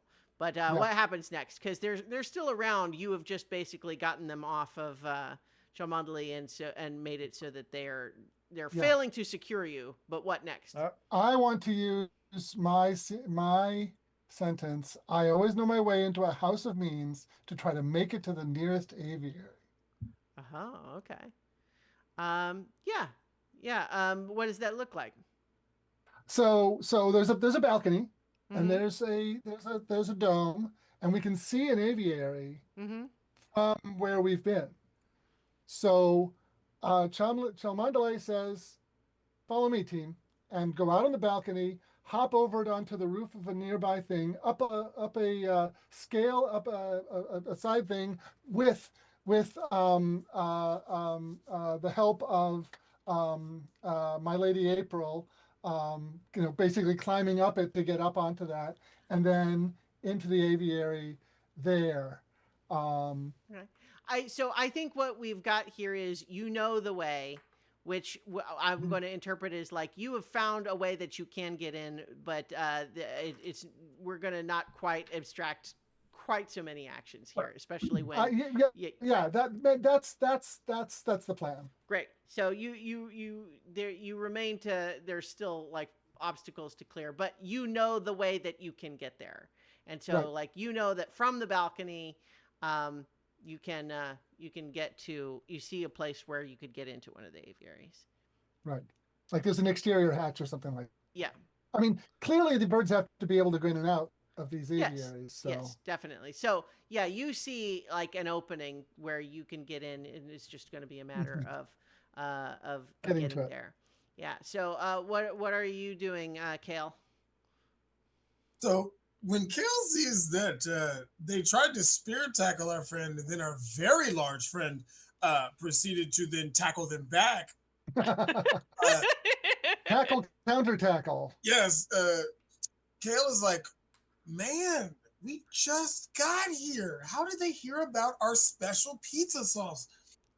And so I will use my sentence. I will use the component. Uh, my Panopolis pizza sauce is always a valuable and ancient treasure. Um, to summon my Lady April, so I can be prepared to fight, and I'm gonna actually head out that Okay. way you showed us to the aviary. Mm-hmm. And Great. you guys see Kale who sets the box down off his back, and the door, you hear this as like this steam and smoke come out of the box, and he steps in front of it, and he's like, I wasn't dressed yet, and and you see my Lady April start, these robotic hands kind of come out and then clasp around him, and like it looks like it kind of hurts because it's like Oh boy. almost, it's like if a transformer climbed over top of you while it was transforming. Mm-hmm. And he's like, I just hope you know, I had to wake her up for this. You guys are gonna have to apologize for that was rude. Who are you talking to? The guards or me? All of you. Oh God. Okay, I'll apologize later. Great. So I think that this sounds like so the dramatic intent is what, to get you and your two allies to this Out of here. And well, to like, or to get away from these guys so we can get to the aviary, because we still don't know where our friend is. So you're wanting to get them to the like that aviary entrance that Cholmondeley spotted. Okay. Well, so there is opposition, and the opposition sentence is the birds jealously guard their aviaries from uninvited invaders. But that's also a +1, and because you used the your +1 component, though, it is countered. So you mark, because I think what you find here is that as you are, so what does it look like? How, in terms of like getting everybody up? Like, describe what it looks like as you're carrying everybody. Sorry. Once he gets the suit on, you see like almost like, not like a prehensile tail that kind of wraps around Cholmondeley as they're laying there from being tackled. Although our friend here, our dragonborn friend, is a bit big, and my Lady April is a little banged up from her last excursion, so they're gonna try to pick you up and then be like, "You got it," and they're actually like, "You got it. My back is kind of hurting a little bit, but you can run. You got some muscles. You can run, right?" And as he's trying to get out the window to go towards the aviary carrying our friend, is when the birds show up, and and they're like all over his like face mask. He's like, I can't see through these feathered concoctions. Yeah, because the birds are just definitely like they're dive bombing, and I think that they're using their talons and beaks, but I think at least on the Lady April is maybe getting a little some paint scratching, but that's it.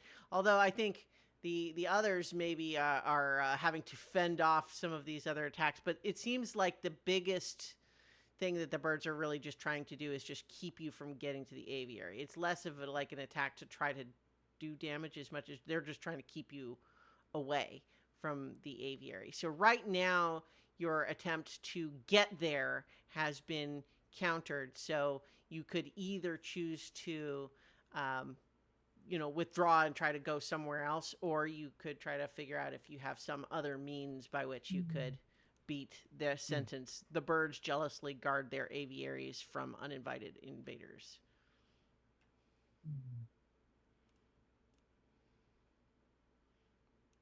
And I think if Peppa wanted to be returning at this point, she probably could. Yes. We could definitely use Peppa's help. Yeah.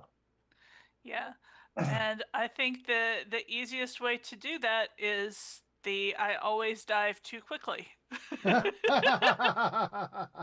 Well, so I mean, what is that? What is it that you're wanting to do with that? I mean, Um, certainly it can just be generically true that that's how you're getting down there, but what is it that you're trying to accomplish? um, I'm trying to break a hole in in the feather cover Mm-hmm. and allow that to so that it allows them to Mm-hmm. um get in there and use my token to make that a +1 for this. Okay. So right now they used that sentence to stop Kale's sentence, right? To counter. Mm-hmm. So in the meantime, though, the issue is you're trying to act, right?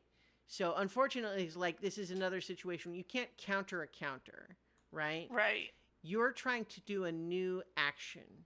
And so Okay. even if it's a +1, their +1 is the counter. So they're defending basically with their sentence.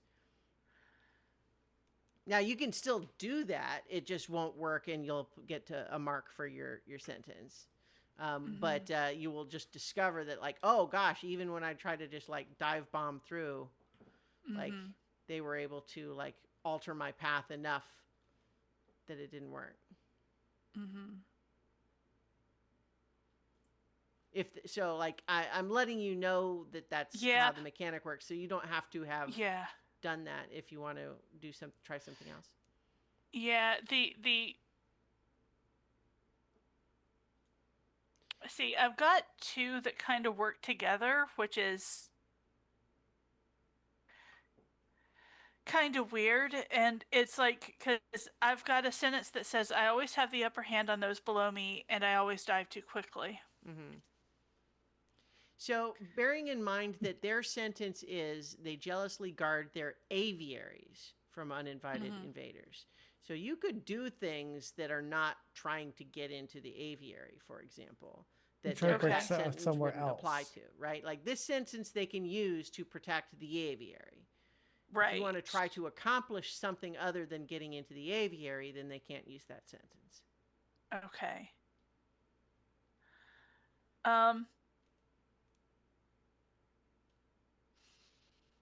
I've been waiting for you to use your I always find a friend among those that fly. Try to charm them into helping or be neutral. Or just trying to. Or, if you had a friend, or you scatter, might not be an uninvited invader. Yeah. Yeah. Okay. But see, again, it kind of just comes down to like you need to come up with some sort of a dramatic intent and means that is not that their sentence. If you can't beat their sentence, you need to do something that their sentence can't apply to. Okay. I know everyone is used to being able to say, I set my sights on a goal and I'm going to do everything to just get to that goal and never change direction or tactic or Yeah. or goal. Maybe what we need to do instead of trying to get to the aviary, we need to just like find another way. Like another room or another suite of rooms to get in. Away from the guards, but not directly at the aviary. Yeah. Yeah. So, I'm going to land and start checking other checking other windows, maybe underneath where we were. Mm-hmm. And see if there's any kind of balcony windows that are open. So like what's the goal here? Like if this goes your way, what is it that you're wanting to have happen? To get back through the hotel and maybe steal an auto car so that we can go explore. Maybe not the aviary itself, because I don't necessarily know that they would have people there, but to get there so that we would be driving ourselves around without anybody else at the wheel. Okay. My only hesitation is that I feel like you've got kind of an indirect route there, in the sense that, like, if what you want to do is steal an auto car, why is it that you would be trying to get in through some other hotel room window first? Okay. See what I mean? That's true. Yeah. So All right. Well, if what you're wanting to do, say, is to find an auto car to steal, yeah. then we could, tell me what your means are for that.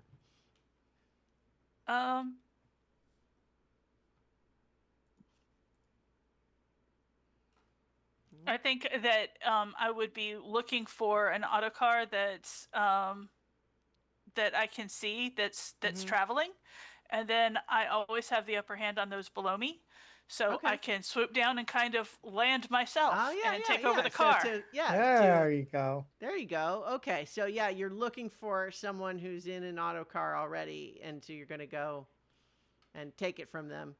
What is so? I'll say that works. I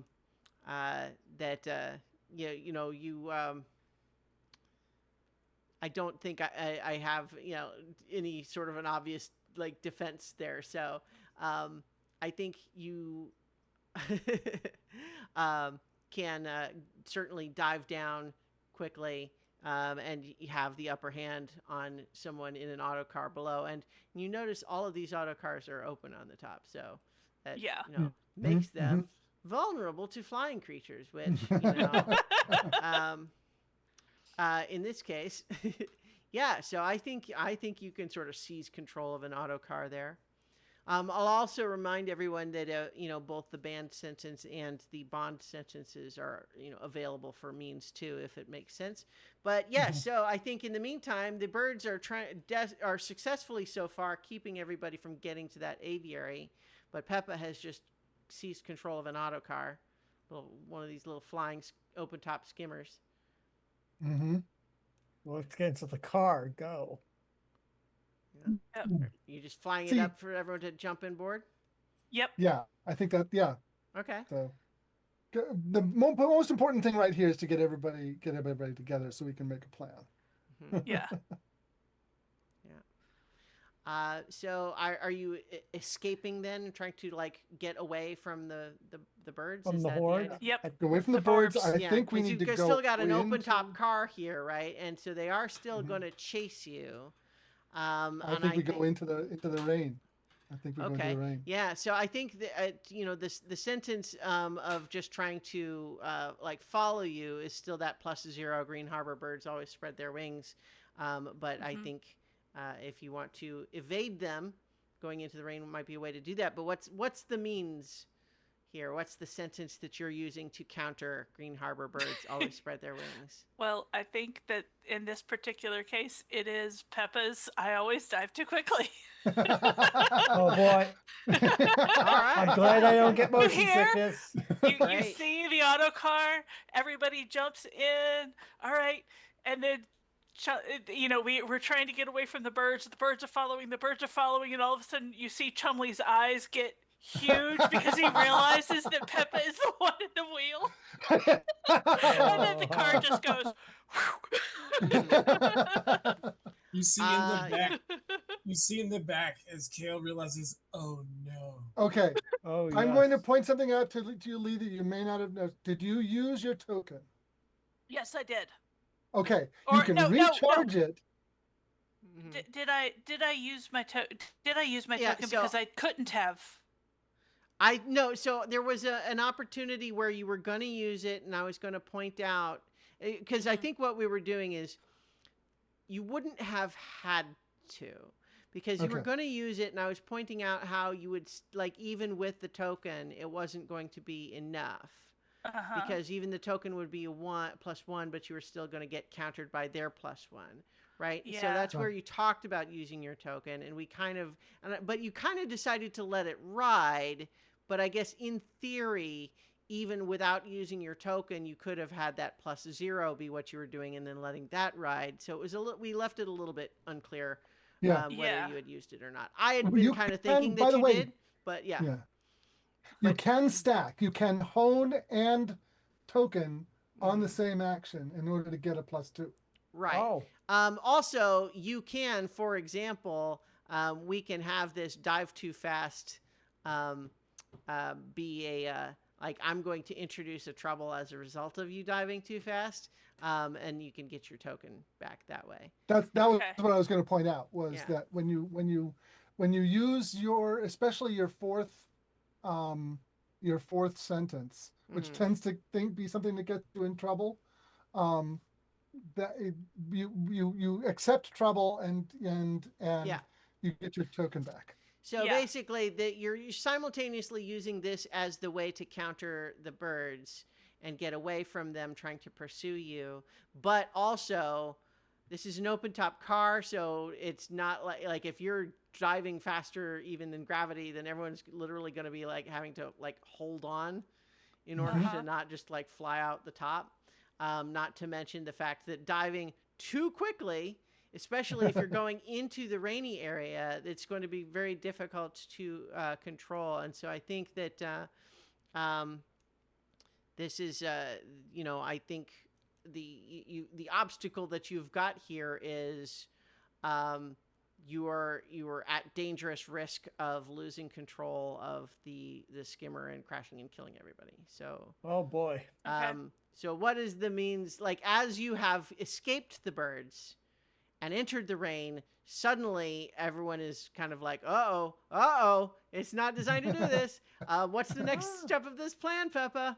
But anyone can have, yeah, so you have dived fast enough that you got away from the birds, but now the ground is approaching rapidly. Your friends are barely able to hang on, and you are suddenly in wind and rain.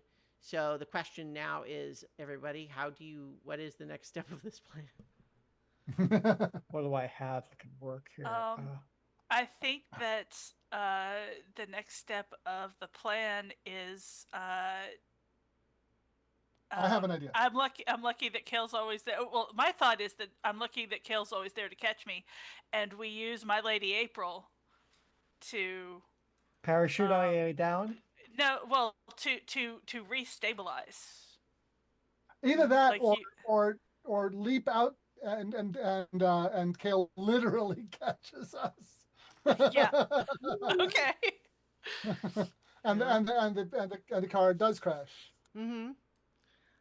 I mean, if we're I'm- leaping I'm out, though, I open. should go first because I always lead the way. So if we're deep diving out, Yeah. I dive first. Yeah. Okay. I mean, so is this a catching the skimmer, or is this everyone is bailing out of the skimmer and trying to land safely? I think I'm going to leave that up to Lee. I was suggesting that we I would certainly say, for example, if Ale wants to use whichever sentence as a way, like, I guess. So yeah. it sounds like we have several options for how to do this here, but we need to actually decide on what's All right. happening. If no one has any objections, I'm going to always lead the way for others and dive out first, trusting Okay. that I can be the. where is that sentence? I open the way Yeah. for others. I open the way is for the on there. others. Oh, okay. So Okay. lead the way is a little Oh, I'm slightly conflating my two different. sentences. Yeah. Yeah. But I open the way. Yes, I'm opening the way to everyone landing. So I think people Yeah. may land. But I would argue that given the nature of the threat right here, just jumping out by yourself doesn't seem like it really opens the way for anyone. Yeah.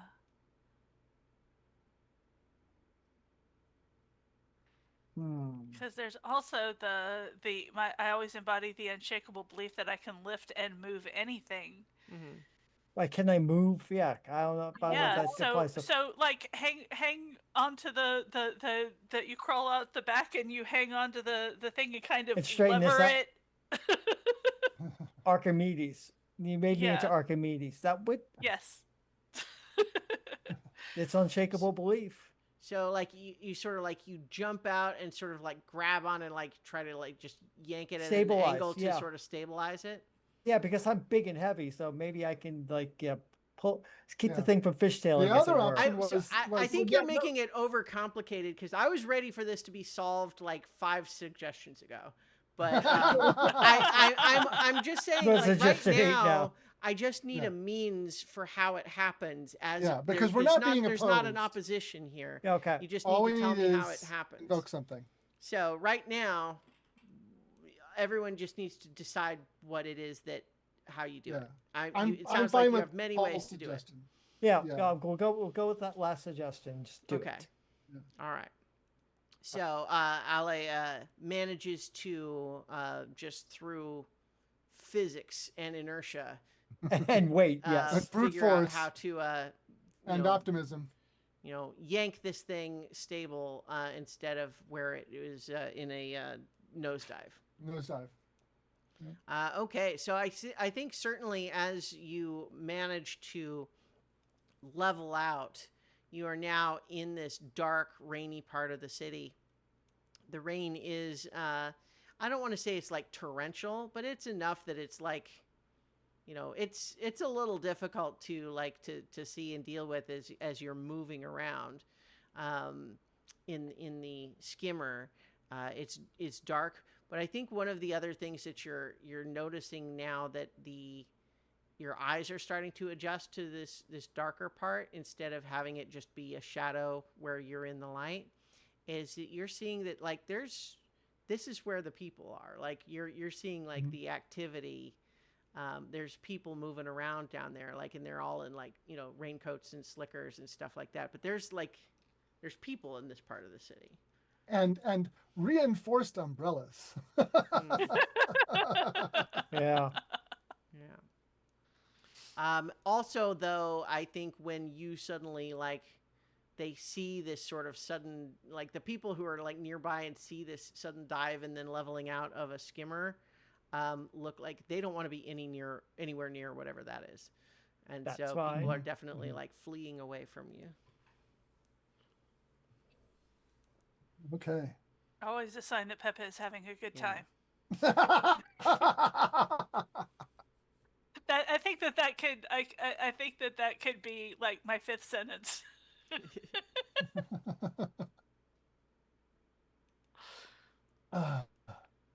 Um, All right. I think we need to get under some shelter. I'm going to look for the nearest place that we can do that. Yeah, I think you're able to do that.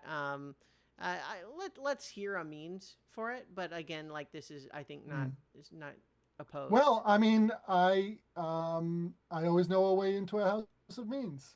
Ah, there you go. Sure. Yeah, I think that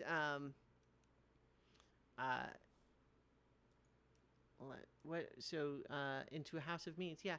So I think that you are able to just kind of like, what does it look like?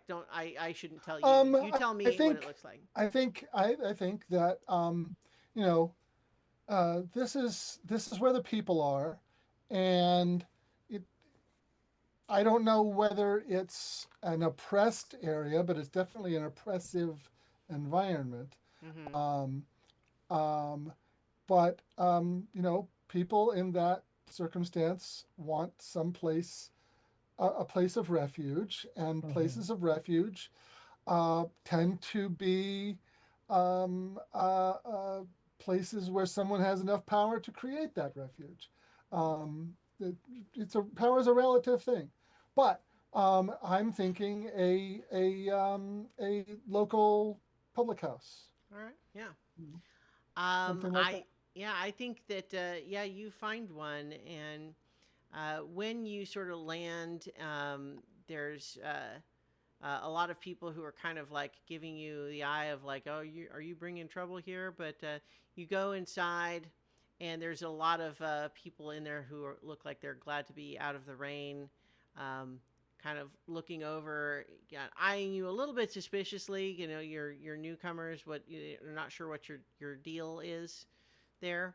And because we're just getting close to time, I'm going to just go ahead and finish this with a nice little bullet like we did with the last one, which was to say, just when you're starting to like make your way in and maybe find a table and let the vibe of this place settle a little bit, you hear a big explosion in the distance. Oh boy. And you're like, what is that? And someone runs in from the outside and just says, the birds just pushed a shuttle off the docking bay and it crashed over there. Wow. So in any case, I think Wow, they're perhaps vindictive. for tonight we will end it there. But we can imagine where an adventure like that might have proceeded, especially if I had had the opportunity to prepare anything. But yes, I think this is a neat improv game. The entire thing. This was fun. Yes. Well, especially just like this game, I think more than, well, like it's easier for me to say improvise like D&D at this point because I can just sort of like, I'm familiar with lots of stat blocks. I could just look up example ones and recolor them and everything. But like this one, you know, like you kind of need to know what the sentences are or come up with them on the fly. But then, you know, it's a little bit like coming up with them on the fly can be done, but it makes it a little trickier when you're sort of saying like, well, I'm not opposing you, I'm trying to be a fan, but I'm trying to like appropriately challenge you. But then like, so in any case, it's learning it, but I feel like having a little bit more opportunity to plan some sentences in advance would be good. But in any case, I think a fairer way to play too. So yes, I hope you all enjoyed, and I think we will, you know, perhaps play more of this at some point in the future if we feel like it. But also, you know, we're still continuing our other campaigns when we have the people for them. So, what will we play when we meet next week? Well, we'll have to find out on so many levels. So many levels.